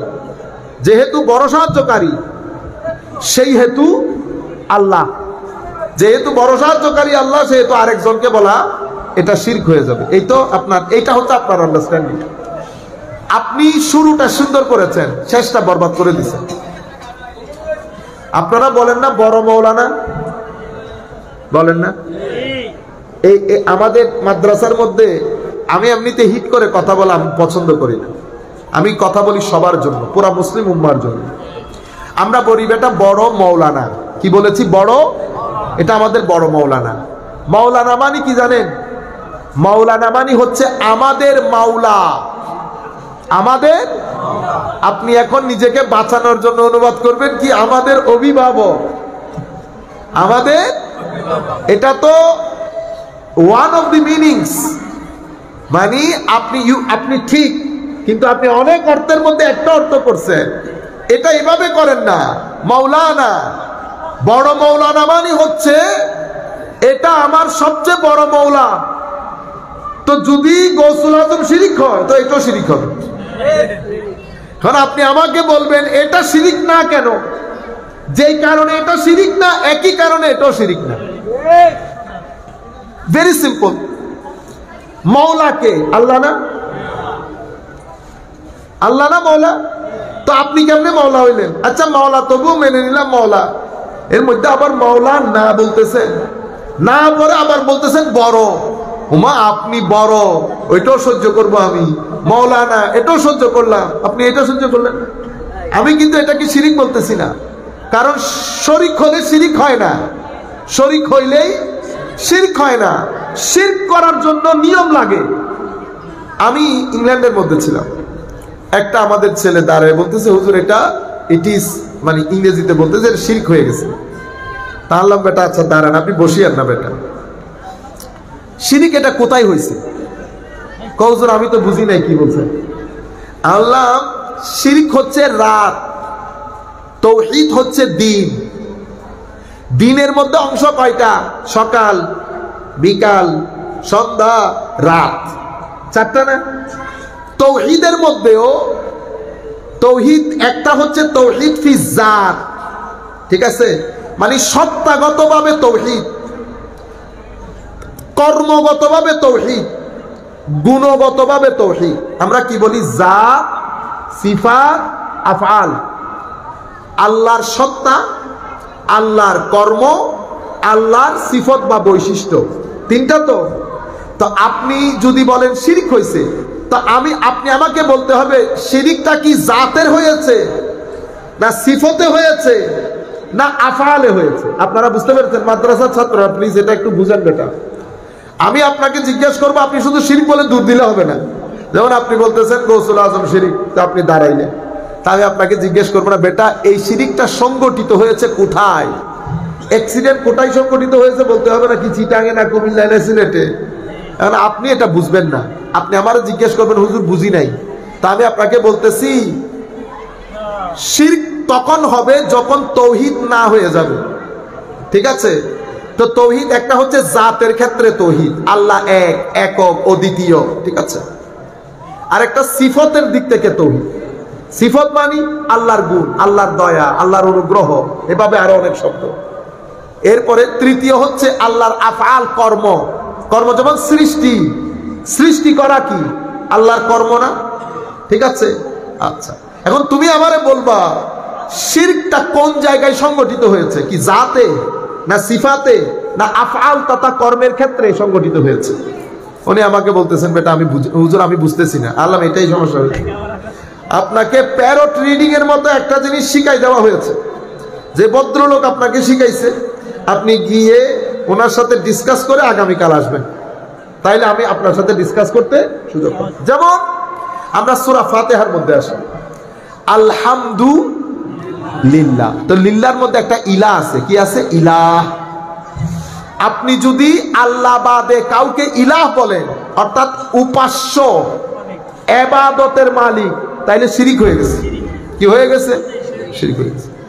এই কথাটা আপনি মেটাফরিক্যালি বা রূপক ভাবেও বলতে পারবেন না। আচ্ছা, এরপরে গেলে রব। কি এসেছে? রব। রব শব্দটা আল্লাহ, কিন্তু এটা আল্লাহর জন্য ব্যবহৃত হয়। কোরআনে পাকের মধ্যে এটা ইউসুফ আলাইহিস সালামের যুগের রাজার ক্ষেত্রেও ব্যবহৃত হয়েছে। তাইলে আল্লাহ নিজেকেও রব বলেছেন, ইউসুফ আলাইহিস সালামের যুগের বাদশাকেও রব বলেছেন।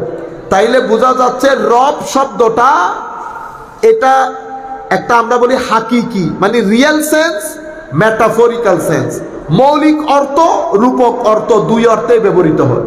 মৌলিক অর্থ আর রূপক অর্থ মানে কি? মৌলিক অর্থ মানে আমার একটা হাত আছে, এই হাত। রূপক অর্থ মানে অমুকের হত্যায় অমুকের হাত আছে। কি এটা কি হইলো এখন? রূপক। রূপক মানে হাত তার নিজের অর্থে ব্যবহার হয় নাই। তুমি বান্দা যেখানে যাও আমার চোখে চোখে আছো, তা আমার চোখ কি আপনার লগে লাইগা আছে? না, এটাকে বলে রূপক অর্থে ব্যবহৃত হওয়া। তাইলে রব শব্দটি দুই অর্থে, হাকিকত মানে রিয়েল সেন্স, মৌলিক এবং রূপক, দুইটাই জায়েজ, দুইটাই। এই জন্য আমি যদি কাউকে রব বলি না জায়েজ হবে, ঠিক মওলা শব্দটাও তেমন। এটা আরবরা মালিকরা আরবাব বলে, বুঝছেন নি? আরবাব। এর আপনারা যে মূল কথা কোথায় বলতে চাইছিলাম, আলহামদুলিল্লাহি রব্বিল আলামিন। এরপরে মালিকি ইয়াউমিদ্দিন, আর রহমান আর রহিম, আর রহমান আর রহিম। তো মাওলা শব্দটিও এই ধরনের, আল্লাহর জন্য, বান্দার জন্য, কোনো অসুবিধা নাই। আর রহমান এটা শুধু আল্লাহর জন্য। কেউ কেউ বলেছেন, আমরা কেউ কেউর কথা এখানে না আনি। রহিম, আমার নবীকেও আল্লাহ রহিম বলেছেন, বুঝতে পেরেছেন? তাইলে কিছু শব্দ মৌলিক অর্থেও ব্যবহৃত হয়, রূপক অর্থেও ব্যবহৃত হয়। এই রূপক জিনিসটা অস্বীকার করেছে ইবনে তাইমিয়া। কে অস্বীকার করেছে? ইবনে তাইমিয়া।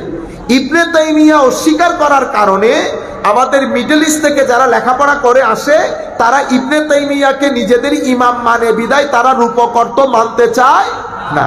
কিন্তু আবার মাওলানা বলে, আবার বড় মাওলানা বলে। এরপরে মালিকি ইয়াউমিদ্দিন, তো মালিক শব্দটা এটা মানদার জন্য। আপনারা বলেন না আমার মালিক, আল্লাহ মালিক, বান্দা মালিক। তো অরিজিনাল অর্থ, রূপক অর্থ দুইটা একসাথে ব্যবহৃত হয়েছে না? যেমন সৃষ্টি, সৃষ্টি কে করেন? আলা লাহুল খালকু ওয়াল আমর, সৃষ্টি আল্লাহর।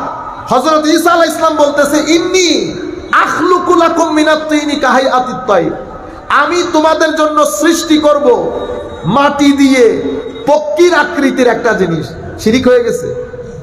তাইলে বোঝা যাচ্ছে খালক শব্দটাও পবিত্র কোরআনের মধ্যে আল্লাহর জন্য ব্যবহৃত হয়েছে, বান্দার জন্য। ফারাক কি? ফারাক হচ্ছে আল্লাহর জন্য যখন ব্যবহৃত হবে অর্থ হবে একটা, বান্দার জন্য যখন ব্যবহৃত হবে অর্থ হবে, আল্লাহর জন্য যখন ব্যবহৃত হবে রব, তো তখন হবে আল্লাহ আমাদের মূল মালিক, মূল রব। বাকি যারা আছে এরা আল্লাহর পক্ষ থেকে, কেউ মূল না। বুঝতে পেরেছেন? গৌস আমরা জানি মূল সাহায্যকারী আল্লাহ, বুঝতে পেরেছেন? কিন্তু এরা সবাই যারাই আমাদেরকে স্কুলে, কলেজে, মাদ্রাসায়, রাস্তায় সহযোগিতা করতেছে সবাই সাহায্যকারী, সবাই দাতা বলেন না? দাতা, দাতা কি বাংলা শব্দ? দাতা কিন্তু বাংলা শব্দ না, দাতা ফার্সি শব্দ। এটাকে আমরা বিদেশি শব্দ হিসেবে বাংলার মধ্যে ঢুকাইছি। দাতা মানি দেনেওয়ালা, তো দেনেওয়ালা কে? আল্লাহ না? তো এখানে দাতা বলেন নাই? আমি নিজের কানে শুনেছি, মাহফিল করতে যাওয়ার সময় বলতেছে এটা করেছে আমাদের দাতা সদস্য। ও আপনি দাতা বললে শিরিক হয় না, আমি গোসল আজম বলে শিরিক হয়ে যায়। হ্যাঁ, আখেরি বাস। ঠিক সেই কারণে হুজুর হযরতে আবু বকর সিদ্দিককে যখন আপনি সিদ্দিকে আকবর বলেন তখন শিরিক হয় না। সিদ্দিকে আকবর মানে বড় সত্যবাদী। বড় সত্যবাদী তো আল্লাহ। কোরআনে পাকের মধ্যে আল্লাহ বলেছেন না, ওয়ামান আসদাকু মিনাল্লাহি কিলা, সবচেয়ে বড় সত্যবাদী আল্লাহ। কিন্তু আপনি সিদ্দিকে আকবরকে সিদ্দিকে আকবর বলেন নাই, বলতেছেন তো। তো যদি এখানে শিরিক হয় এখানেও শিরিক হবে, যদি এখানে শিরিক না হয় এখানে শিরিক হবে। আচ্ছা, এখানে গৌসুল আজম বলি আর ওমর ইবনুল খাত্তাবকে ফারুকে আজম বলি, তো ফারুকে আজম কে? ফারুক আজম তো আল্লাহ। জাল হক ওয়া যাহাকাল বাতিল ইন্নাল বাতিলা কানা যাহুকা। হক বাতিলের মধ্যে আমার আল্লাহ আমার নবীর মাধ্যমে ফারাক তৈরি করে দিয়েছেন। কিন্তু আমরা উমর ফারুককে বলি ফারুকে শিরিক হয়েছে। তো ফারুক আজম যদি শিরিক না হয় গৌসুল আজমও শিরিক হবে না। উসমানকে আমরা কি বলি? গনি। উসমানে গনি কে? গনি মানি রিচ, অনেক ধনী। আমার আল্লাহ বলছে আল্লাহু হুয়াল গনি ওয়া আনতুমুল ফুকারা, তোমরা সবাই গরীব, আল্লাহ গনি। আল্লাহ বলতেছেন আল্লাহ গনি, আপনি বলতেছেন উসমান গনি। শিরিক হয় নাই? হায় হায় হায়, আর বললাম না, এতটুকুনের মধ্যে